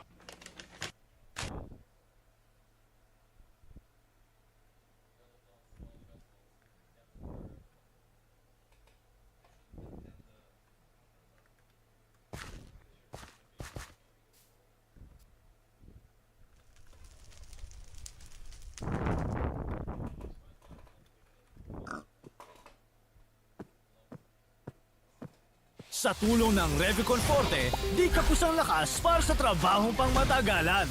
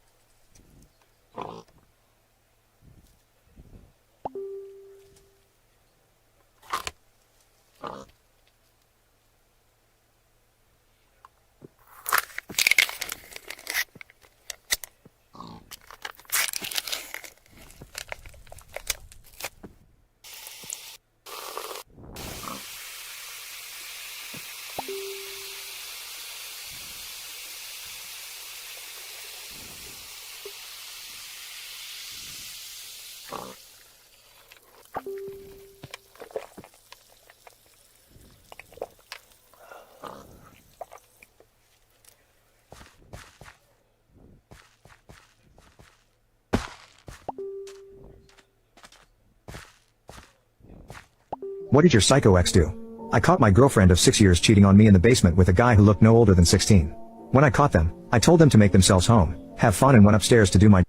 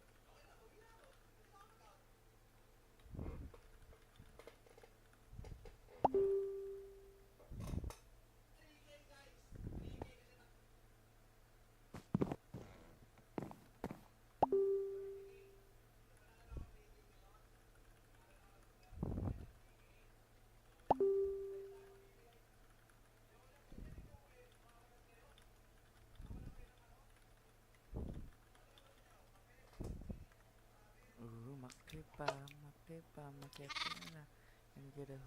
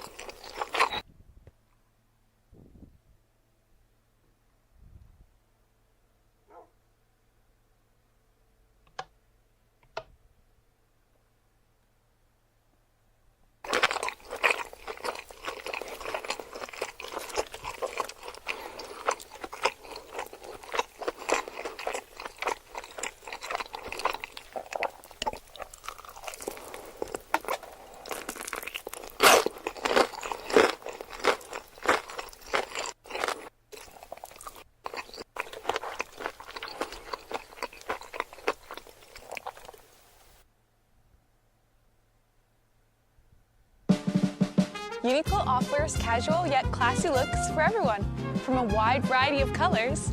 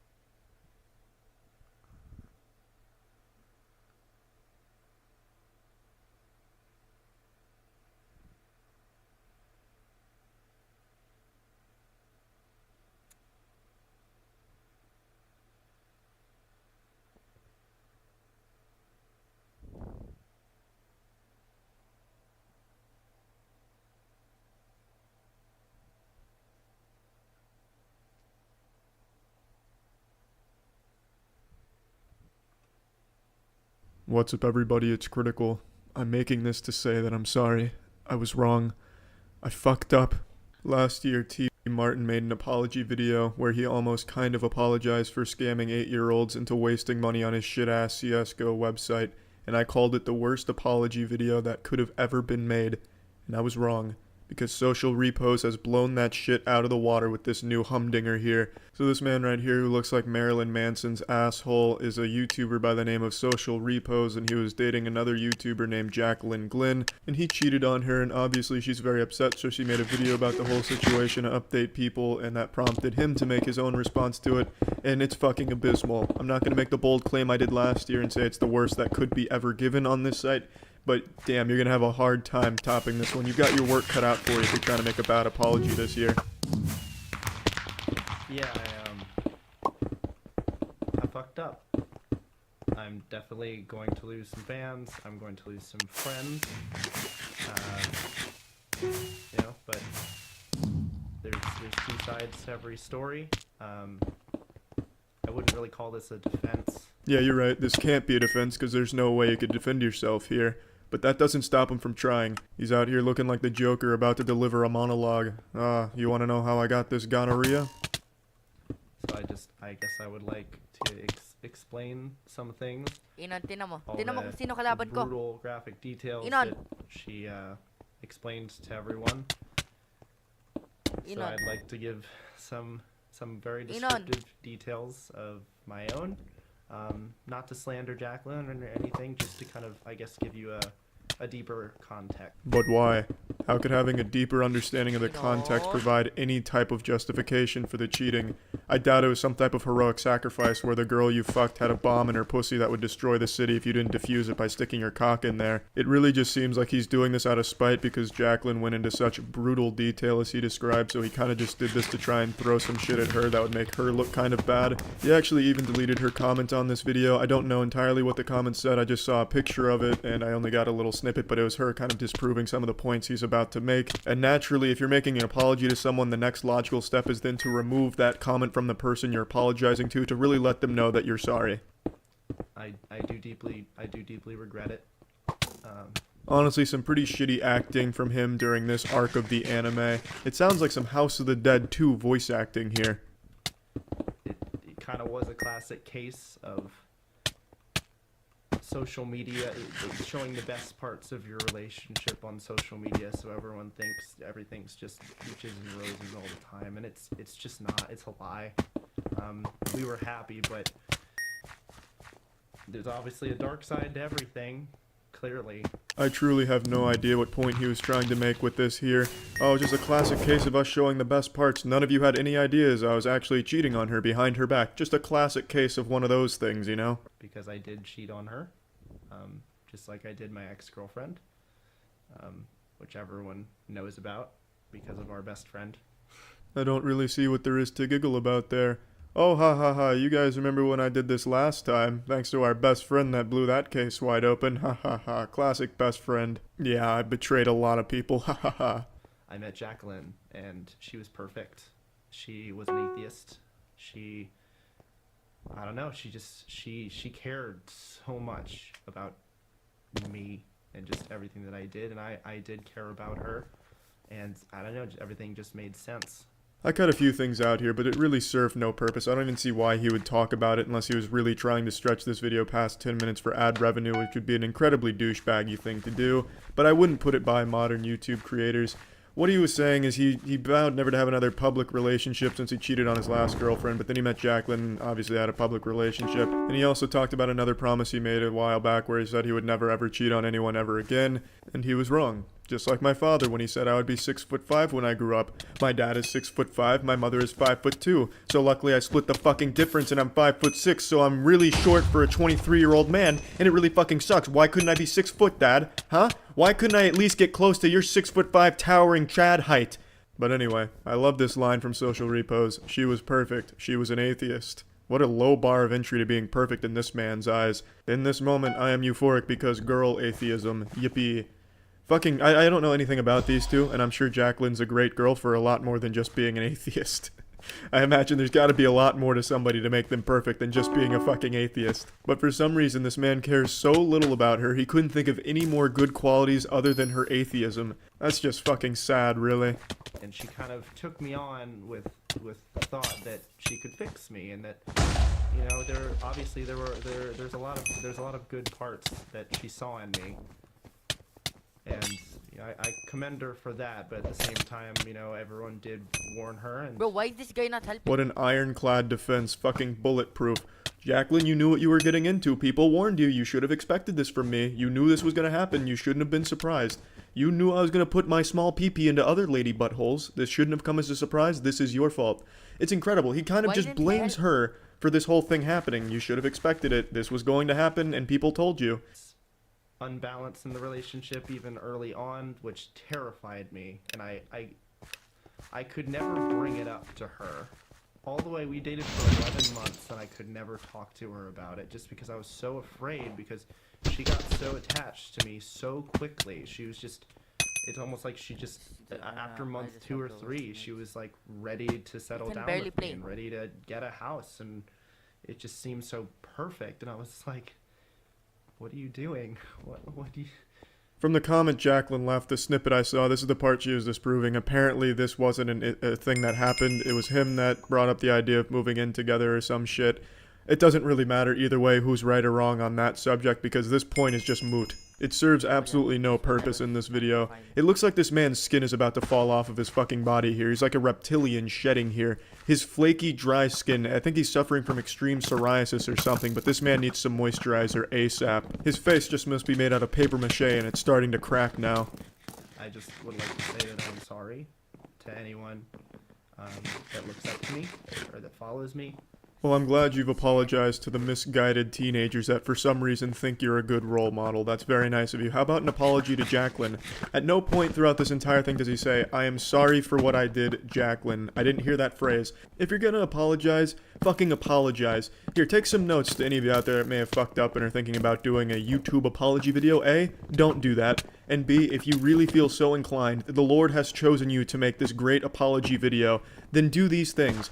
Actually apologize for it. Say you fucked up and you're going to work on fixing it. Tell how you're going to work on fixing it. And again, apologize for the fucking thing that happened. This man goes on a 10-minute rant about shit that doesn't matter. The next part of this he talks about is content on his channel. Why? What is the point? The video is supposed to be an apology to Jacqueline about what happened. I cut a lot out to this point, but basically he drew the conclusion that he shouldn't be in relationships, he's not good at them. He also speculates that maybe he has a sex problem and should get help, but then says he doesn't believe in getting help. So about 9 minutes of this 10-minute video are just empty, useless words. He could have bent over and just farted into the camera for 9 minutes and it would have had the same impact to the shit he talks about in here. Fucking useless. And it's clearly I'm a careerist. I'm so deeply entrenched in social repose just as an entity that it comes first. It comes before all my love and relationships and even family to an extent. This is my life. I've chosen it, and I put my all into it. Oh, you poor hero. All the sacrifices you made to make mediocre YouTube content. God damn. My hat's off to you, social repos. If only we Cro-Magnon understood what it meant to be in your shoes. All of the women you've had to fuck behind your girlfriend's back. Damn, we would have so much more appreciation for the art you create here. You certainly are an expert careerist by cheating on a YouTube personality that's pretty fucking big, and then taking all of this negativity to your channel, losing a lot of subs. Man, you've really got careerism figured out, social repos. Take notes out there, any up-and-comers. This man's got it down to a science. I'm a little hurt that she kind of broadcasted everything. I'm not hurt that she talked about the cheating. She would have to talk about that at some point, but to go into such graphic detail feels a little unnecessary. But it's out there, so. Oh damn, now I feel bad. He's hurt that she talked about it to such an extent. I mean, there was a set amount that he was okay with, and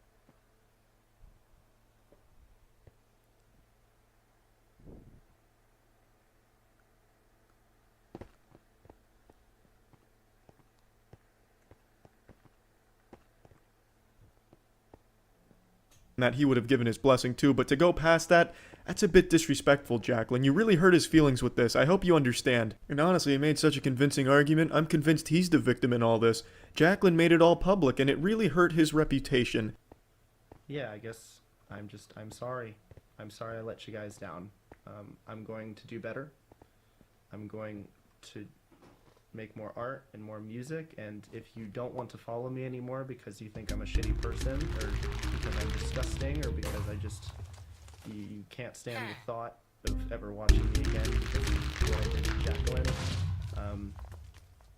I can't make you stay, but I promise you I'll do better with my videos and my content, and you know, Once again, just apologizing to the audience that found out, not to Jacqueline, but at least he's promising to do better with his content, so I'm looking forward to his Minecraft Let's Plays that he's going to steer towards. And yeah, just overall an absolutely atrocious apology here. I cut a lot out, but there was a big rant about the content on his channel and how he was unsatisfied with it, so at least he understood what the big issue here, which was his content starting to slip up.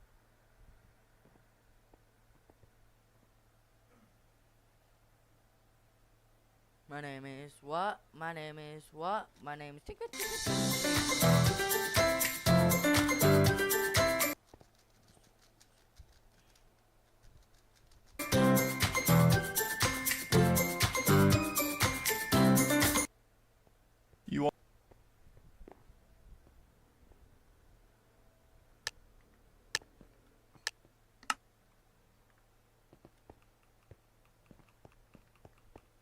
you FR, bro?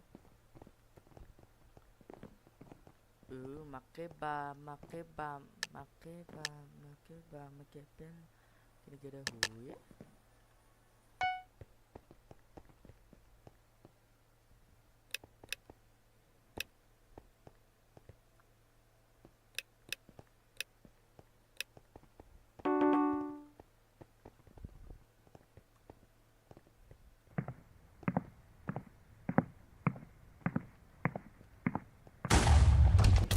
Thanks, bro. Why am I lagging so much?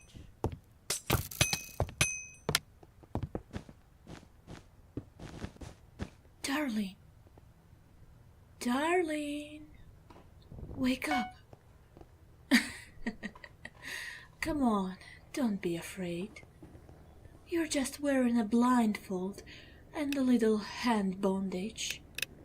I tied your shoulders and tied your hands at the elbows behind your back. Yes, I removed that large and complex bondage while you were sleeping, so that nothing would become numb. Are you saying that because of this knot, everything will leak too? Don't tell nonsense. I'm not such a stupid girl to make my love worse. Just try to move your hands a little. I'm gonna archer. See?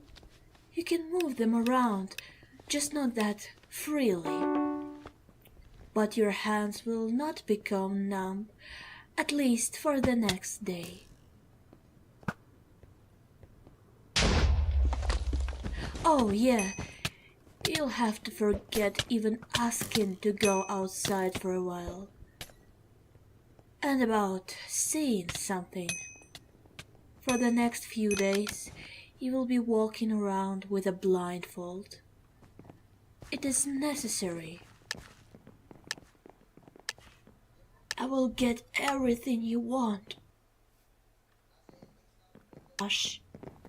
Press on your sensitive points so that you have exceptionally pleasant sensations to make you feel good, even with your hands tied and your eyes closed, until I can trust you and let you touch me back.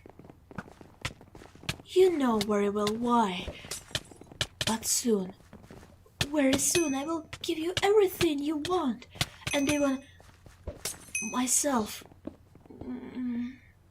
I want to melt into you, become a part of you. Damn it.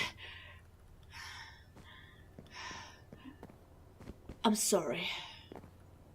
I'm sorry. I will probably need some time. Forgive me, my sweetie. I'm going to drive my car to some of my favorite places. And I'll go somewhere. You'll have to be here all alone. I'm sorry. But I need to go. I want to remind you that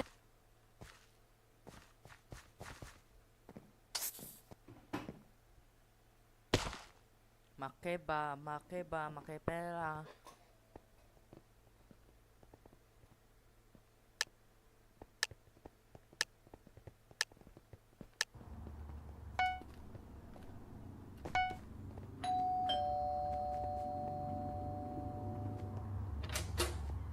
Oh, hi, sir. I'm so sorry for troubling you at this hour. Yeah, she told me to come and handle her file situation. I know. She can be a bit clumsy and forgetful sometimes. Can I come in? Wow, you did a lot of cleaning, I see. Do you have a maid? No? Oh, so you cleaned everything by yourself? That must be hard. Yeah, she's the type to actually leave her room unfinished. Anyway, can I go to her room? She said her laptop should still be open. Yeah, she's going to be coming home tomorrow afternoon, but she couldn't wait. Oh, it's a file she wants me to send to her email. I'm actually quite surprised she didn't ask you for that favor, though. Right. You're not really one for technology, are you, sir? Alright, I'll be out in just a moment. And... Yes? Yep. I mean, sure, I can go for a little bit of coffee. Alright, I'll be right there.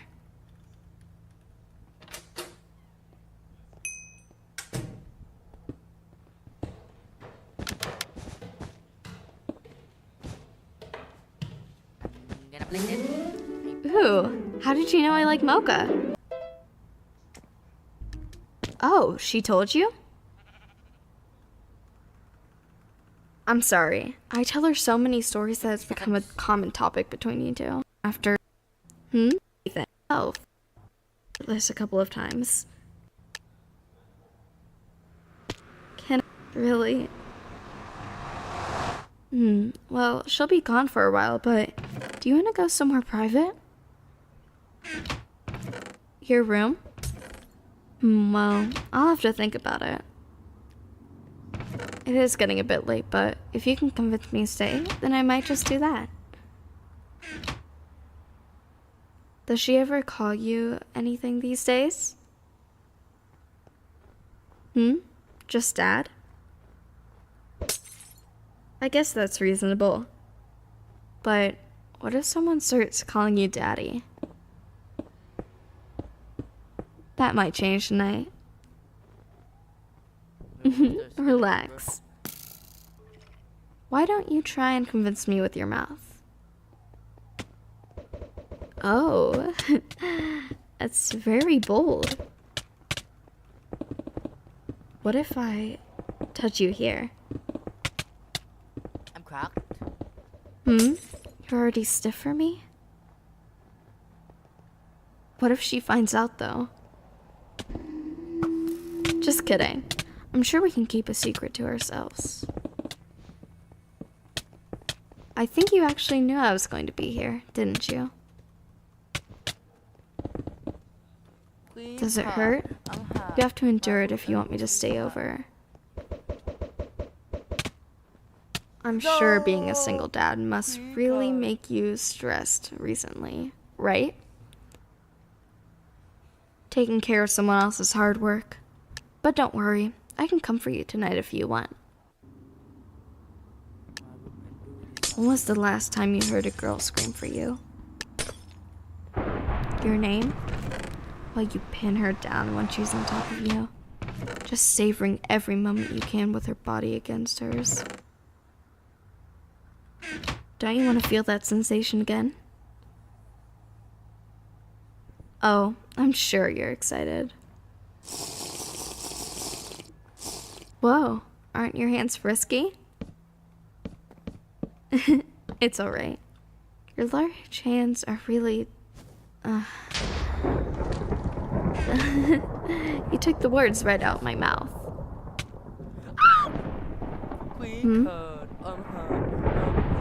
You haven't had dinner. What a coincidence. Neither have I. Well then, sir. Or should I say, Daddy. What's for dinner? What do I want? I'm pretty sure you already know what I want. Oh, you just got a lot. That's cute. Alright then. Let's go upstairs, shall we? I'll teach you so many new things you have yet to discover. Whoa, carrying me so easily like that? I like a big strong man that can hold his own. and can hold me tightly. Don't worry, I'm not here to play games. I'm here to relieve you of all that pent-up stress and release everything you have. And make sure you feel every bit of me from the top to bottom.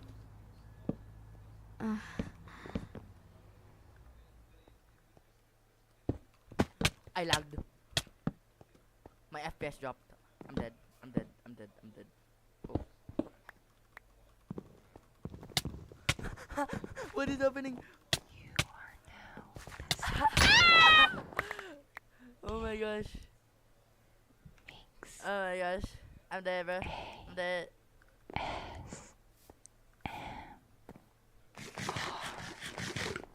What is this guy talking? Enjoy the tingle.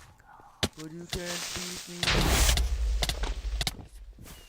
Yeah, I'm reporting the spies. Cheating, hacking, submit report, finish.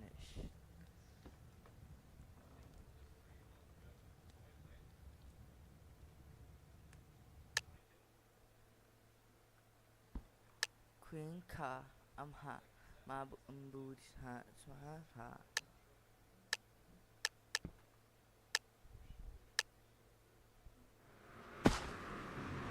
Well,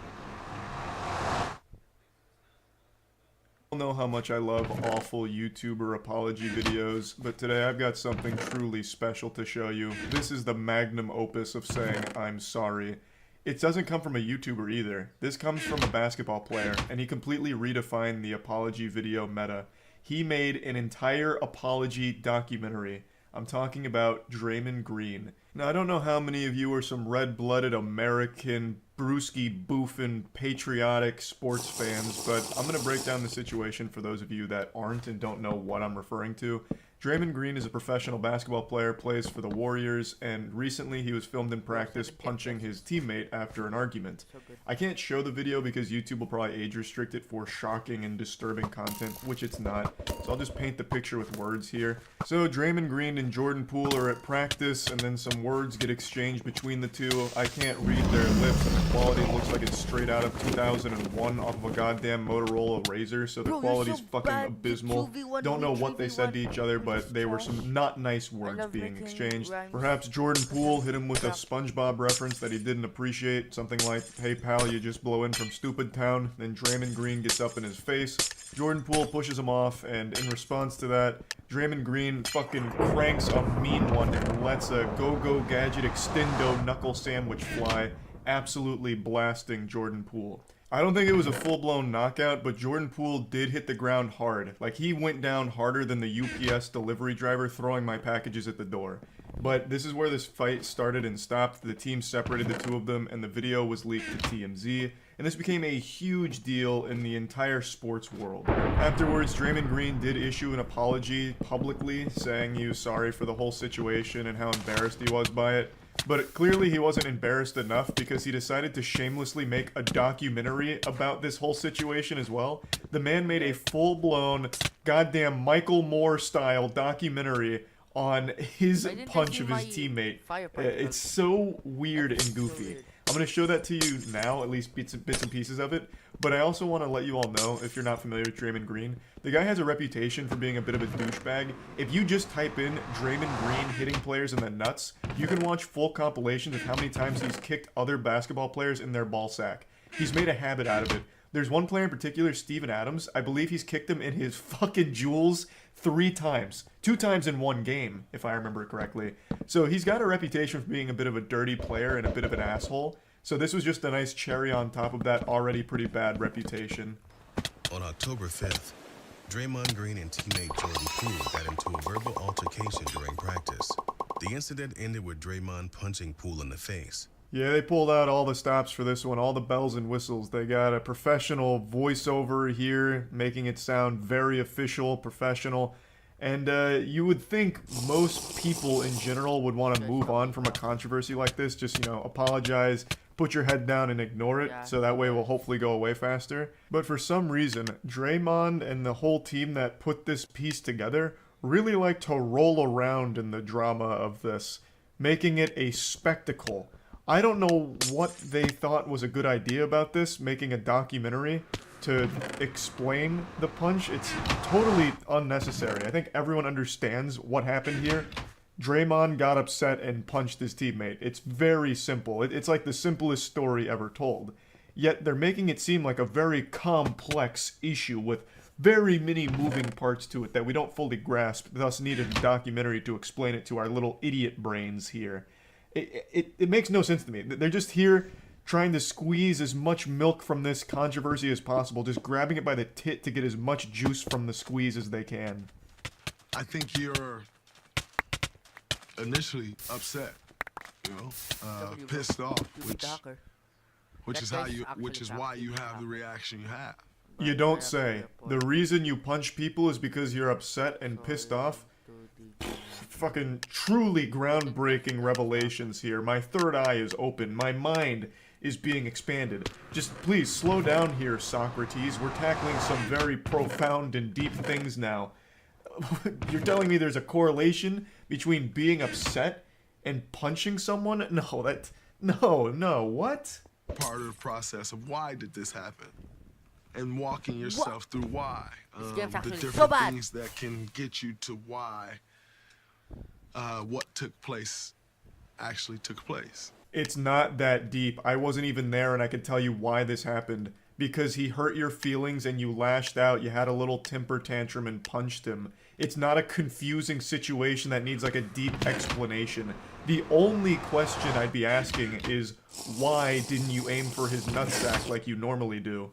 Now that you process what just happened, now you've processed the why. Now how do you feel, and what do you feel about it? What in the fuck are you even saying? Jesus Christ, you punched your teammate.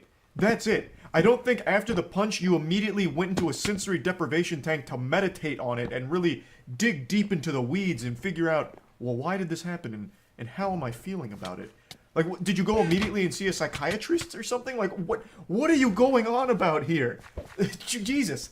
Imagine Jordan Poole. You get punched and the guy who punched you makes a documentary about it. You already know Jordan Poole and the rest of the team are laughing at Draymond Green for this one. And rightfully so. The man is the protagonist of premium cringe right now.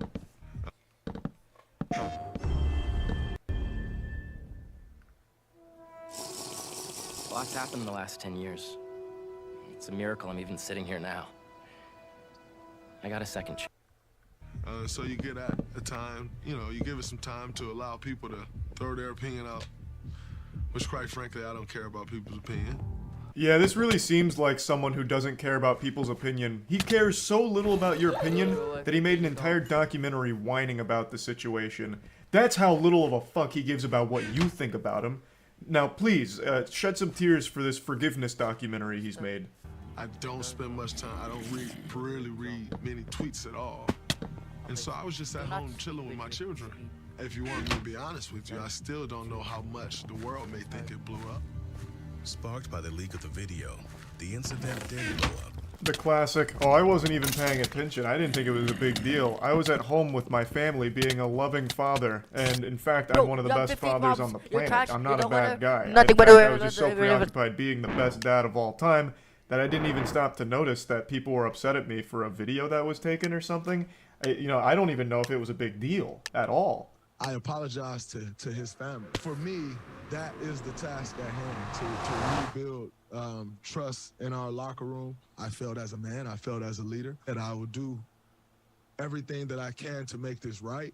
That's a clip from his public apology when this first started blowing up, and I actually thought it was fine. He said, I'm sorry to Jordan, his family, his team, and then explained how he's going to try and make things right and make things better and get trust back in the locker room. And then a week later, he makes this absolutely insane documentary about the punch. So, clearly something went awry there. The first response he had, I think, was okay. He's just like, you know what, I fucked up. It is what it is, and I'm sorry. And now he goes full Hollywood here, sniffing his own farts, and makes a documentary surrounding this punch. It's on me to make sure we're headed that way. So I have clarity, you know what it is, I know what it is. Continue to move forward, put it behind us. It helps, allows you to start the process. And get back to business. that's where I go from here. That's where we go from here. Gotta love how this video is supposed to be like an explanation for why it happened and a little documentary surrounding it, but it doesn't even do that. It doesn't do the bare minimum. He just says like, well, why did it happen? And it's the process of understanding why it happened, but never even says why it happened. He never even explains why he did it. I mean, everyone knows why he punched him, like we all get it, but this whole documentary was built around the idea of, well, here's his chance to defend himself and give his side of, you know, what happened here and how regretful he is. But it doesn't even do that. But you want to know the best part of this documentary? It says nothing. It doesn't even make a point. It's just like, hey, here's Draymond Green, he punched this guy, and here's him moderately reflecting on it. And then he goes back to practice, and he says it's time to get back to work, and he hopes he could lead the team better now. That's it. That's the whole documentary.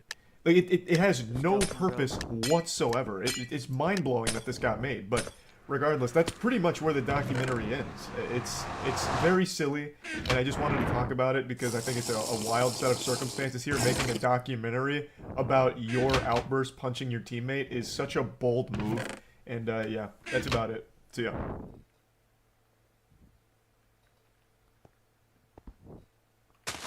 I am a queen cat, you wanna be a queen cat. I have some fantastic news for all of you today.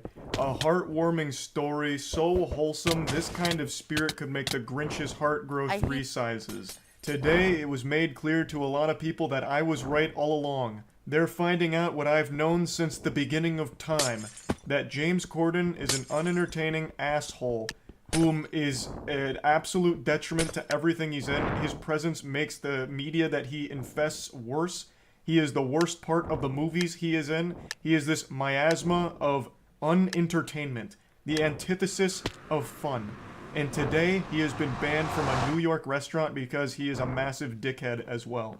Now, as you know, I've been preaching this like the gospel for years now. He's perhaps my least favorite celebrity, and I hold a personal grudge against him because he once took down a video I made tier listing his most embarrassing moments throughout his career. The video remained on my channel for about 15 minutes before it was manually taken down by his team, and I hold him personally accountable for that sin. Now, I've never met James Corden, and I've only ever heard rumors that he's insufferable to be around and pretty mean in general. I remember there was a comedy team that played a prank on him that made him like late for work, and he came across really bad there. There's also been a lot of stories from people that have either worked for him or met him where they said he was a real asshole. But to me, the biggest crime he'd ever committed in my eyes was just being cringe. I've never disliked him because of the stories I heard about him. That was just the cherry on top of how much I dislike his presence in all of the movies and shows that he somehow infests. He's just been in so much shit and makes it even worse. So let's go over the situation here today. James Corden's just one of those people where whenever I read something like revealing more about him being an asshole, I can't help but like almost celebrate a little bit, like wiggle my finger. You know, maybe I even stand up and hit a little boogie with it. Oh, what's that, the SpongeBob? Huh? Oh, James Corden's being an asshole? Oh, you don't say. Weird. It's almost like literally doing the I knew it from the get-go. Whoop. Now hit him with the jerk. Now, before showing the manager reports here, I need to make it known that this has been a confirmed true story. This isn't just pulled out of someone's ass. James Corden has apologized for his actions here, and the owner of the restaurant has accepted the apology and says that he's rescinding the ban on him and he's welcome to come back. I think he should have stuck to his guns, because now the only reason he's apologizing is because of public pressure, because this became such a huge story, it went viral. It's not that James Corden is actually apologetic, he just knows that it's a PR disaster, so he's trying to save face. So here's the full statement from the owner of the restaurant. Their name is Keith McNall, and they said this about James Corden. James Corden is a hugely gifted comedian. I'm going to stop you right there, Keith. We're not even a full sentence deep, and I've just got to make a quick correction here. He's not gifted, nor would he be considered a comedian by most people. He is like the most plain, boring person you could think of, like a default character in PC. But regardless, he continues, a hugely gifted comedian, but a tiny cretin of a man, and the most abusive customer to my Balthazar servers since the restaurant opened 25 years ago. I don't often 86 a customer, but today I 86'd Corden. It did not make me laugh. That statement does make me laugh, though. That's just so blunt. Calling him a cretin and then 86ing him, saying it didn't make him laugh. Here's 2 examples of the funny man's treatment of my staff. Keith is coming in here with the claws. He's fuming, and rightfully so. I've said this a million times, I'll say it a million more, I'll scream it from the mountaintops. Anyone who is rude to anyone in the customer service industry, waitresses, waiters, cashiers, whatever, anyone who is a dick to them, a fucking douchebag to them, is a completely worthless piece of shit. Plain and simple. It takes a special kind of evil to mistreat someone in the service industry like that. I also haven't heard the term 86th since SpongeBob with 86 those patties, crabs. So that was kind of a cool throwback there. So let's look at manager report number 1. In June, James Corden was here on table 61. Although this is diabolical, it happens very occasionally in all restaurants. After eating his main course, Corden showed the hair to Balthazar's manager, G, who was very apologetic. Corden was extremely nasty to G and said, "Get us another round of drinks this second and also take care of all our drinks so far.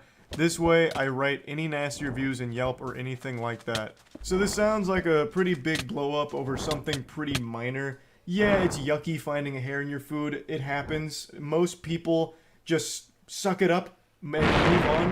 But I also don't think there's any shame in being like, hey, I found this hair in here, just was hoping I could maybe place another order or get this replaced. I don't think there's anything necessarily wrong with that. Just being respectful about it because, you know, accidents happen. It's something that just unfortunately happens from time to time. I'm a legitimate hypochondriac, and even I, when I find a hair in my food, pick it out and still finish it. But I do understand why someone wouldn't. I don't think there's anything necessarily wrong to be like, hey, can I, you know, maybe just place another order. I think that's fine. There's no reason to call the manager over, yell at them, and then demand another round of drinks and threaten to leave a nasty review, right? Like, I think that's blowing it way out of proportion. Now let's move on to the second manager report. James Corden was at Balthazar with his wife on October 9th for brunch. He asked for a table outside. Brunch maitre d' Allie Walters took the party to table 301. Mr. Corden's wife ordered an egg yolk omelet with Gruyere cheese and salad. A few minutes after they received the food, James called the server, MK, and told her there was a little bit of egg white mixed with the egg yolk. MK informed the floor manager, G. The kitchen remade the dish, but unfortunately sent it with home fries instead of salad. That's when James Corden began yelling like crazy to the server, "You can't do your job, you can't do your job, maybe I should go into the kitchen and cook the omelet myself."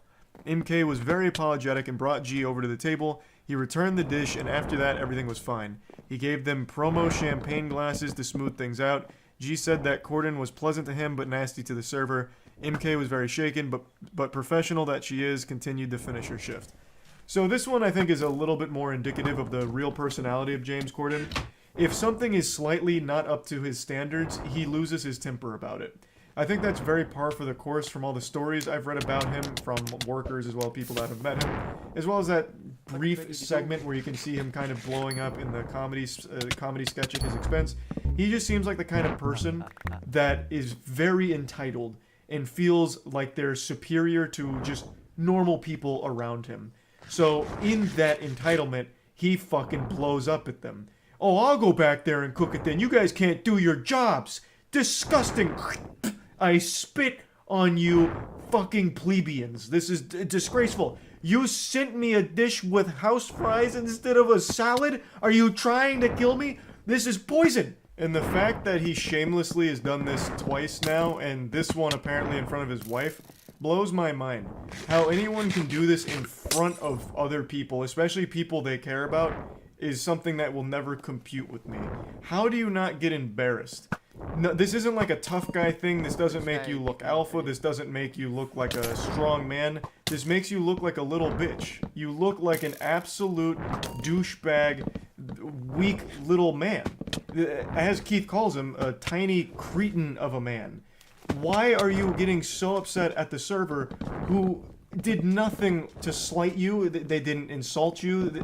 Everything that happened wasn't on purpose. It wasn't an attack against you. Sending the dish with house fries instead of a salad is an easy solution. Just be like, "Oh, I actually wanted the salad. And then bang, they'll go get you the salad, I imagine. They're not going to sit there and, like, challenge you to fisticuffs like, I will not get you the salad, and I'm throwing the gauntlet down. Oh, put him up, Corden.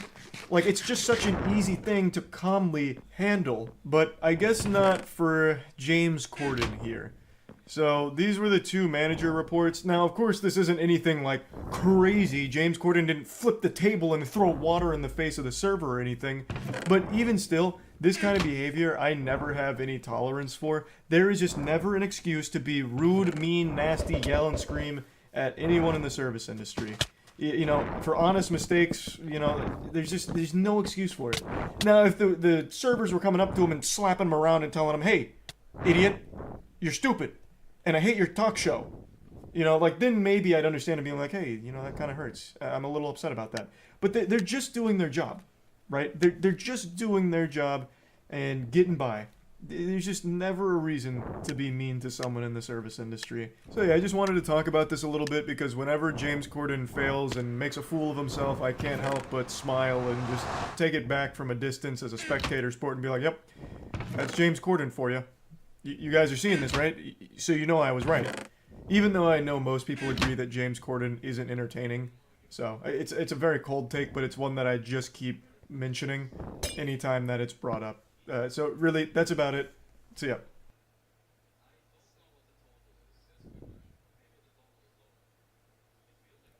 Guys, my Minecraft just crashed. Enjoy your me time. Yummy. Wow, so fun. Me time with Piatos.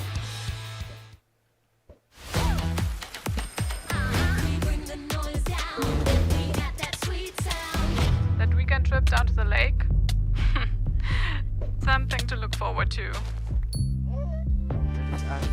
People don't always see eye to eye with each other. Everyone has their own set of opinions and beliefs, and historically, humans have fought each other over this difference. Now, while we may be divided by land or belief, there's one thing that unites all of us, something buried deep inside the human DNA that makes us all on the same page. And that's our extreme dislike for Amy Schumer. God bless.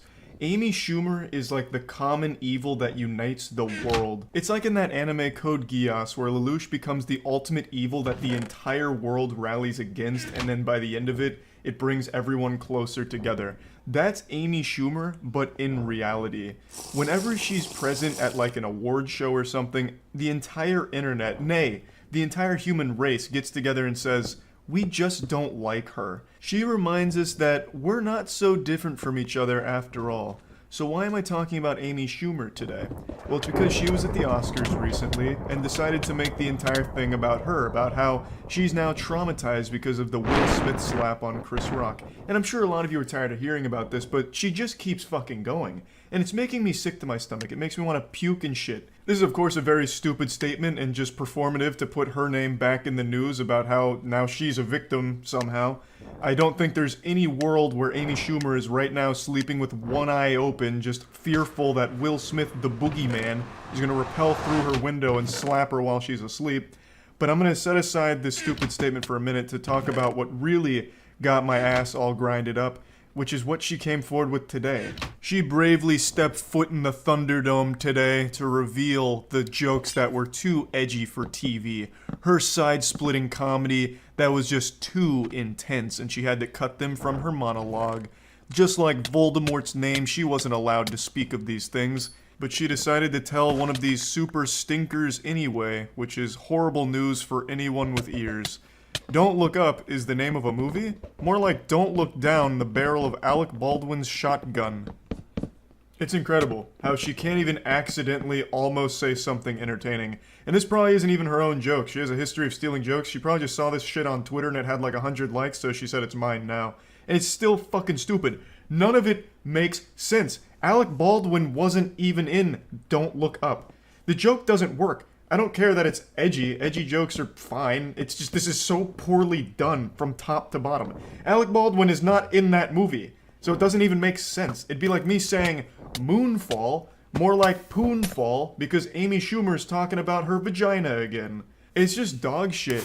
Sex in the City, more like, Amy, stop having sex with the whole city. We're tired of seeing you on stage. Or He-Man, more like, help me, man. I just had to listen to Amy Schumer tell another fucking awful joke and now I'm in need of medical assistance. I don't know why she would think it was a good idea to tell this joke after everyone told her not to tell it in the first place. They gave her a gift of shutting her up. Like, she didn't have to tell this joke. They were like, we're not allowing you to say it. We're putting the kibosh on it now. We're doing you a favor.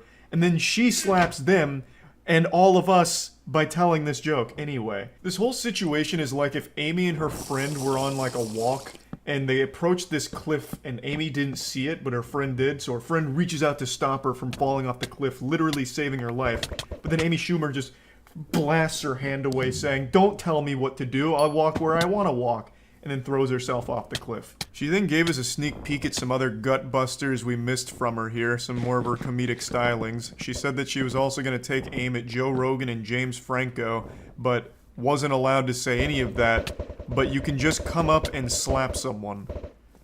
That statement doesn't even make sense either, Amy. No one invited Will Smith to go up there and slap the shit out of Chris Rock. The man went up there and slapped the taste out of his mouth off script. The man had a full-blown Winter Soldier episode. It wasn't planned. You had a script that you were getting approved and everyone said these jokes just fucking suck. Don't tell them. It's not the same. She's always so incredibly desperate to put herself at the center of everything that ever happens, even when it doesn't make sense or even involve her in the slightest. She had a golden opportunity just to say nothing and everyone would have forgotten her miserable presence at the Oscars, but she just had to tell this awful joke and remind everyone why she was universally disliked as one of the worst comedians of our time.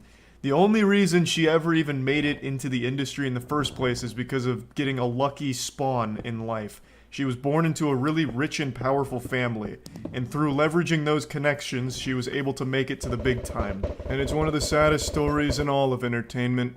But anyway, back to how traumatized Amy Schumer was from the slap. She said she's gonna need some time off to process it, and I think I speak for everyone in the world when I say, Amy, you take as much time as you need. If it's years, if it's forever, even, God damn it, you take that time until you feel better about what happened. We will all understand. No matter how long it takes. No, it should take a very long time to recover from something like that. So, wishing you the best in that road to overcoming that experience at the Oscars, having to watch that, and yeah, that's about it. See ya.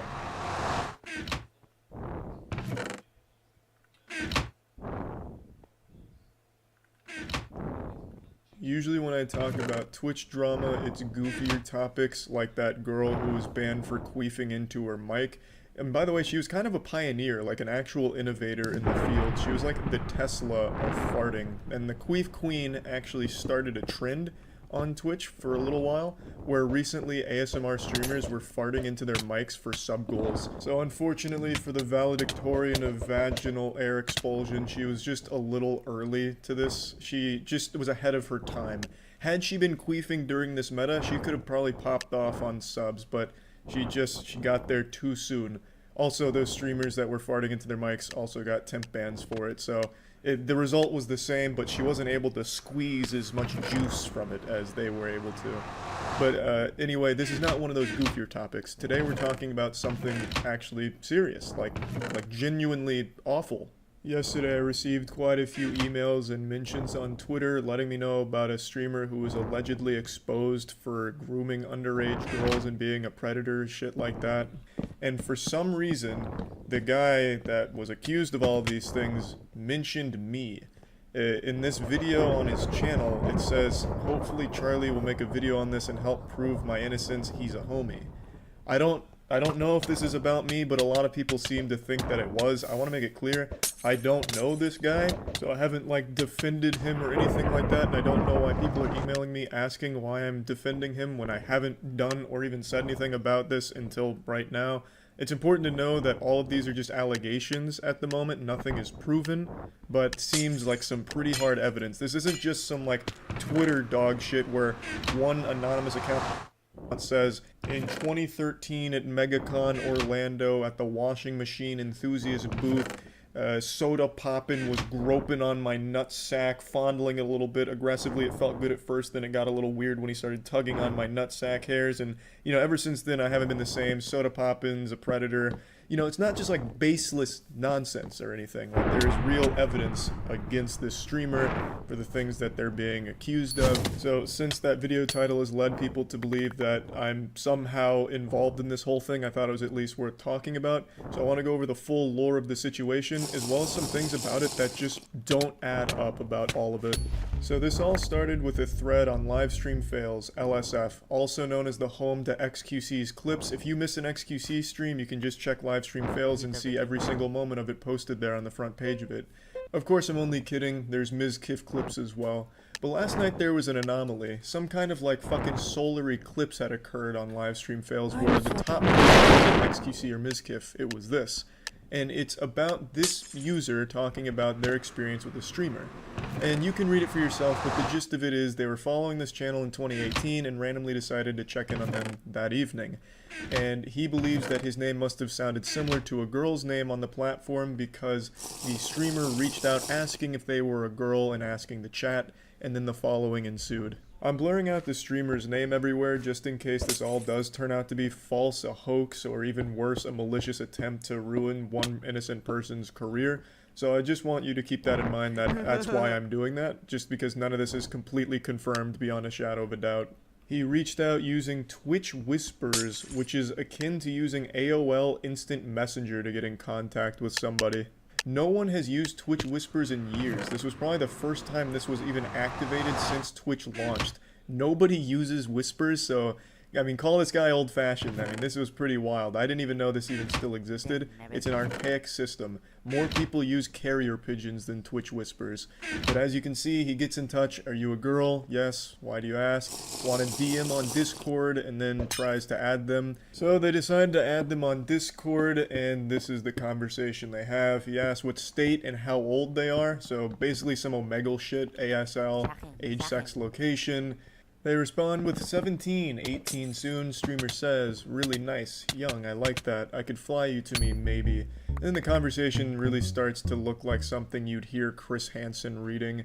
They ask when they started to follow. They say, check in the chat and I'll type something. So the streamer responds with, when you were a teeny then, hee hee. I actually haven't heard or seen the word teeny since I was a fucking teeny, like 11 or 12 years old.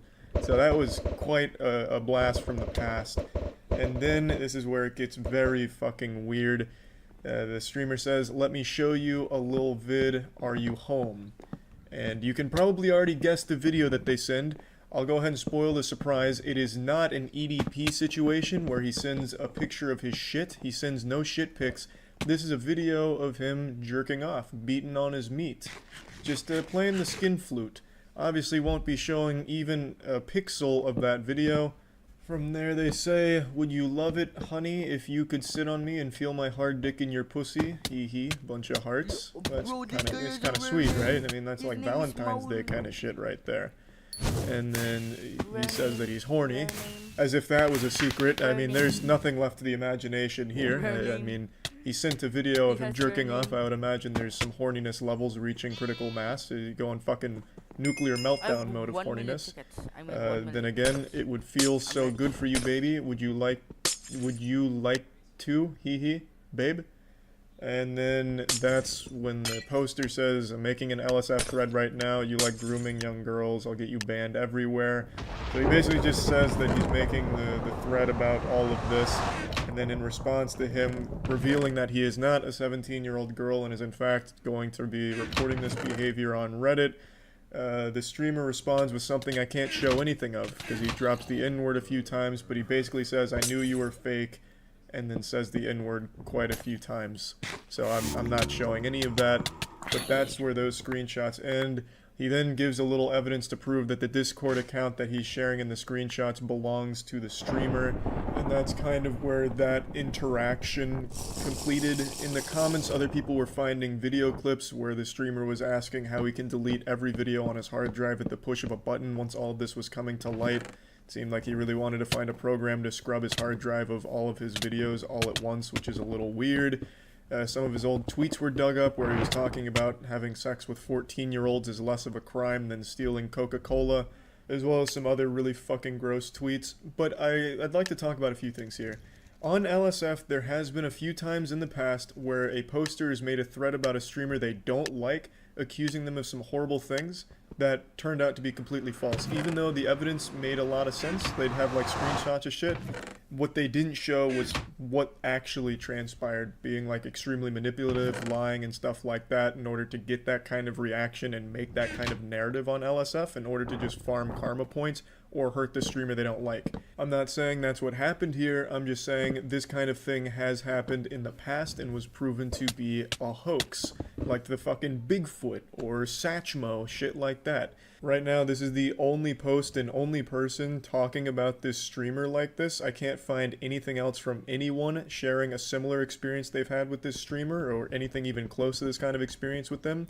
Which strikes me as a little odd because if he is grooming underage girls so actively that he would reach out to someone in his chat he thought was a girl based on just their Twitch name, you would think there'd be other victims that would come forward and share a similar experience with this person, but I haven't seen anything like that. It is possible that this is just so new that no one else has had a chance to come forward with that kind of information. This is less than a day old, so that's definitely a possibility, but it does strike me as odd that he's so active that he'll reach out to someone that he even has like a small fucking smell of a female in his chat and reach out and like start jerking off for them, that it would only be this one isolated incident. That would strike me as like a pattern, not just like a one-time thing. So I would have expected more people to have similar stories, but I haven't seen anything like that yet. So for now, this is all we have to go off of. And the tweets are extremely suspicious, but what really strikes me as odd is that the profile picture is like the stereotypical neckbeard thing, like very self-aware neckbeard anime weeb. It really seems like a parody account. On Twitter, there are people that are open pedophiles, like that's not uncommon for Twitter, but it strikes me as weird that the profile pic would be like the neckbeard people make fun of, like the anime shit neckbeard thing while saying these things. It really seems like it was supposed to be satire, and I don't know if it is or not. Either way, it's dog shit satire, but the account's been deleted, so I can't really go through and look at all of it myself. There's only a couple screenshots of the individual tweets now. And from what I was reading from the active members in his community during all of this, he wanted to be on LSF. Apparently they were saying he always wanted to be the top post on LSF. So it almost seems like it could have even been manufactured to a certain degree, which would be the dumbest fucking way of going about that, to have you be labeled a pedophile by so many people in the Twitch community. I don't think does anything good for your streaming career, if that really is what was going on here. So I don't know if I really believe that, but there are some things in this that just don't make sense to me. The Discord having no profile pic, immediately sharing his Discord and then going 0 to 100. Hey, where do you live? Do you want to see me put my finger in my urethra? Just fucking tugging on his meat real hard after like 4 text messages back and forth. Like, it all just seems really fishy to me. And his chat going on about how you fell for Malord's schemes. They kept saying like Malord, treating him like he was some kind of supervillain mastermind and we were just pawns in his game, like this is exactly what he wanted, which wouldn't make him a mastermind and make him a master fucking idiot, because this is such a dumb idea for like publicity if that really is what's going on here. It just really, all of it just doesn't add up to me. Like, to be so open about, you know, pedophile predator shit, that just doesn't make any sense. There's also this, so the poster was replying to a comment which is now deleted, and he says he's been famous in his chat for grooming young girls on Discord. When he whispered me, I wanted to see if that's true.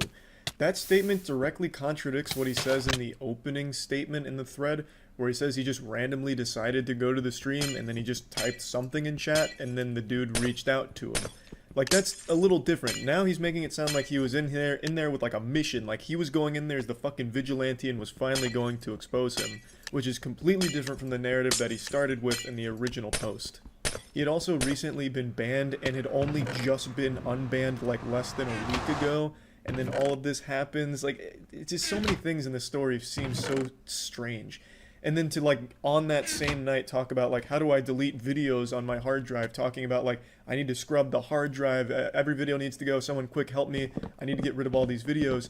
That doesn't strike me as someone who's, like, actually panicking about all of the accusations. That strikes me as someone that's trying to farm karma and attention out of this. It really does seem like the behavior of a troll, like an extremely edgy, really misguided troll.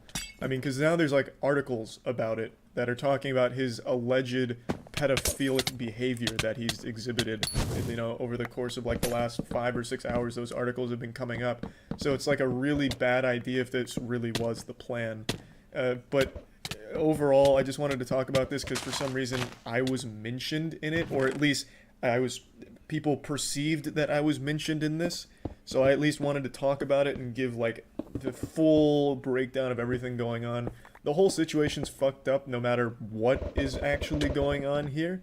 And if everything from the LSF post is true and that's exactly how it all happened, then this is an extremely serious case where this guy needs to be off of Twitch ASAP, as well as have some kind of investigation done, because this is some really fucked up shit.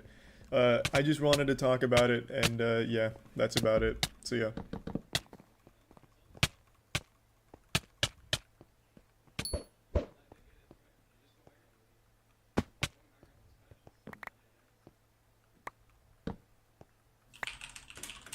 Oh, actually, before that, I forgot to look at this.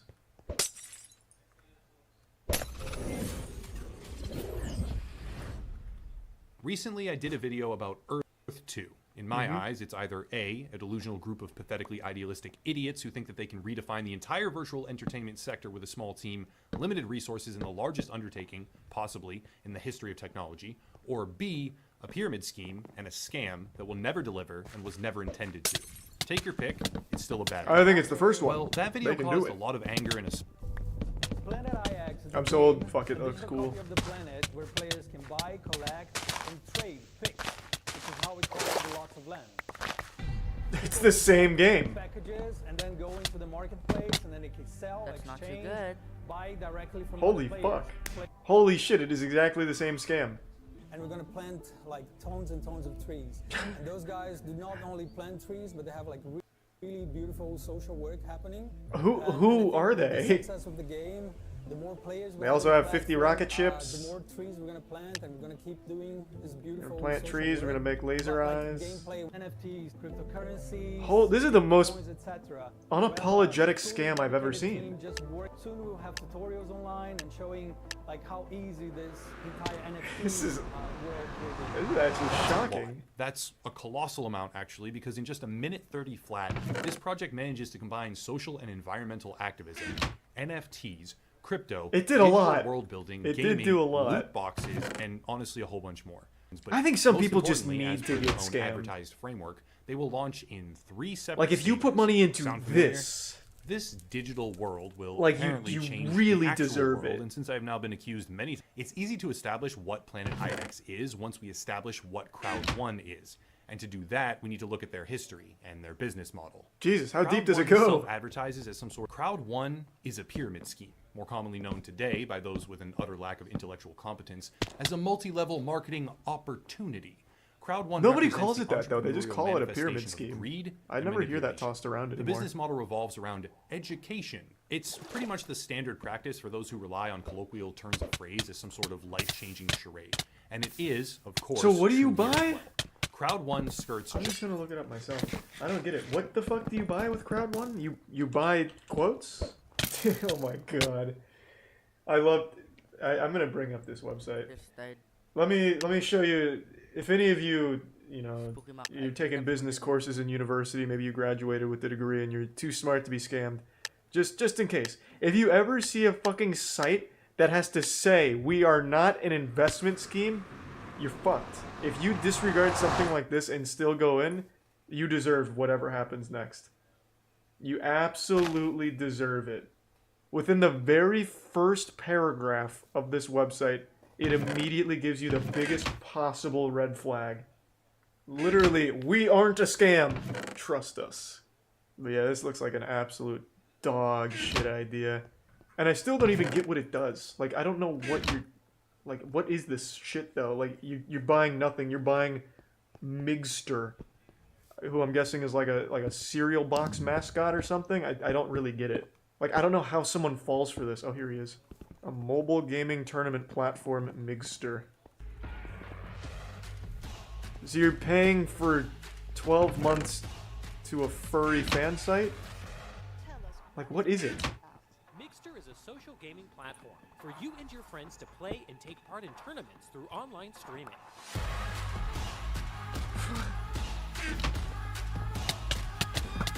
They did not. They did not. This is the old Scooby-Doo Cartoon Network game from their website back in the early 2000s. Holy shit. I am actually, this just sent me on like a nostalgia boner, like fucking That's So Raven episode. I used to play all of those Cartoon Network games. All of them. The Dexter's Lab ones where you're making like a maze for chickens to die in. The Scooby-Doo one, Samurai Jack had a good one. Teen Titans, oh my god. Why is this being advertised in a 2021 product? Stream your favorite games. If you're trapped in a time vortex in 2002. Oh, Mixter's calling, you better answer. What's that playful little guy want? Uh-oh. Christ, so when a tournament starts, your whole life is ruined. The Avengers called. We need you. ASAP. Stop what you're doing. You have to play the Scooby-Doo Flash game right now. So much effort went into this trailer. My god, for one of the worst ideas I've ever seen. Yo, I feel like I'm getting a whole movie's experience worth right now.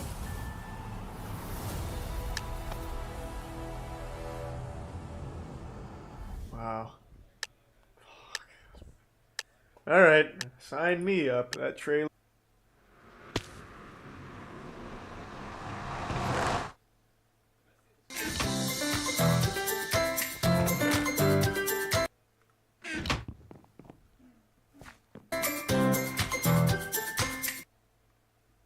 Tour of Portland Art Gallery.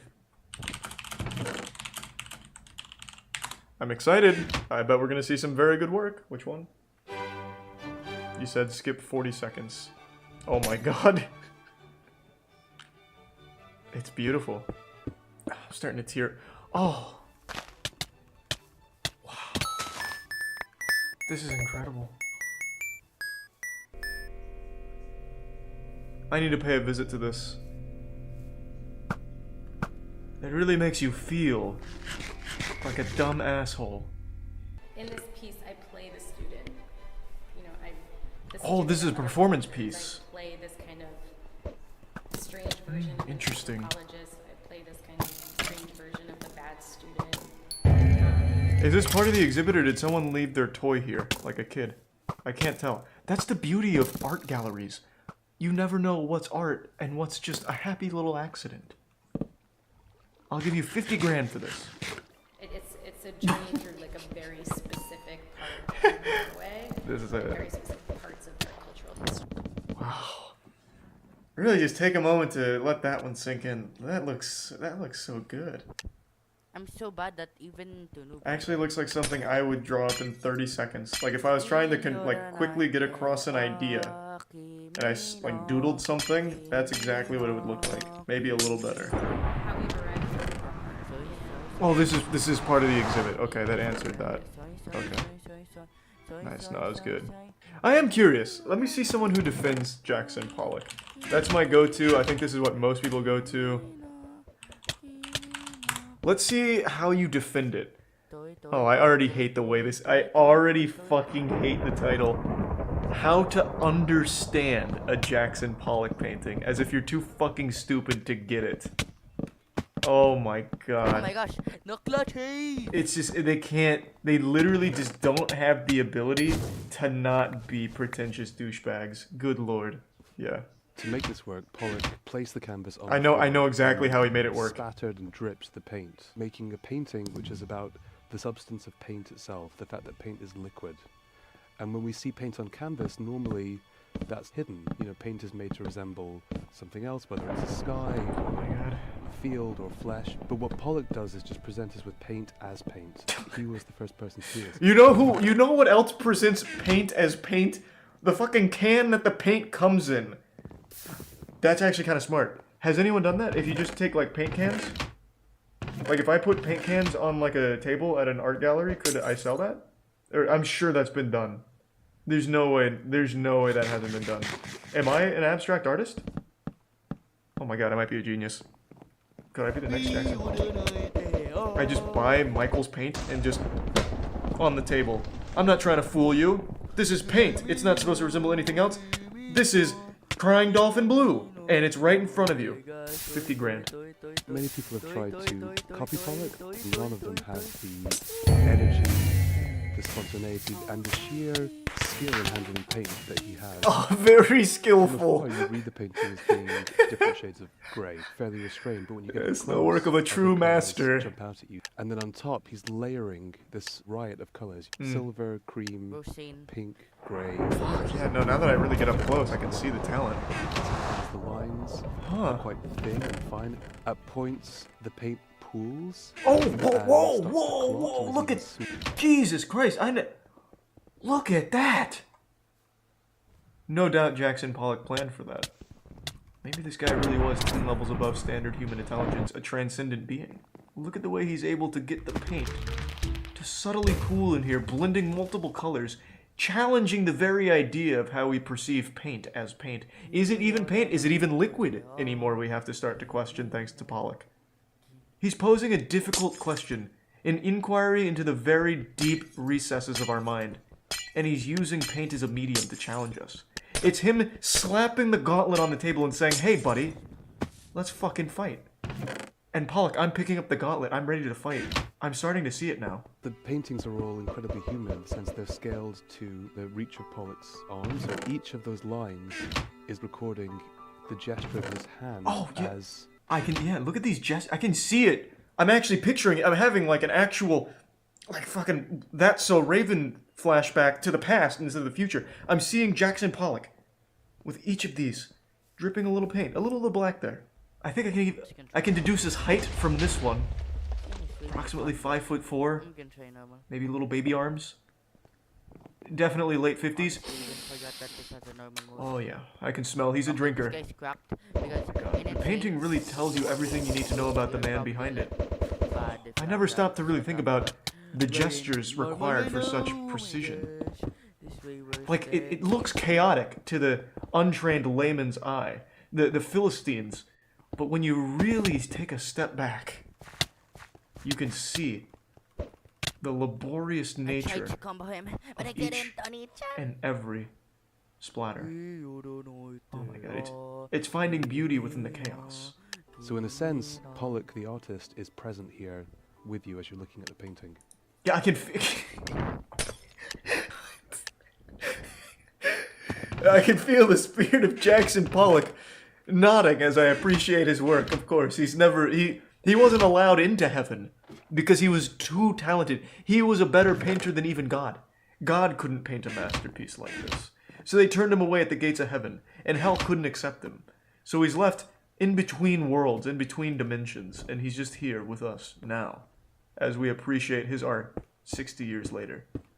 In fact, I believe it's said in each of Jackson Pollock's work, a piece of his flesh is sewn into the canvas. His corpse travels with the pieces. He's going to live forever now. As a fucking joke. And thanks to the bits Arcfang. Jackson Pollock is Voldemort, and these are his Horcruxes. Yeah. This painting is incredibly honest. Pollock isn't trying to fool us in any way. I said However, that. Our brains Let's go! resist I am Pollock!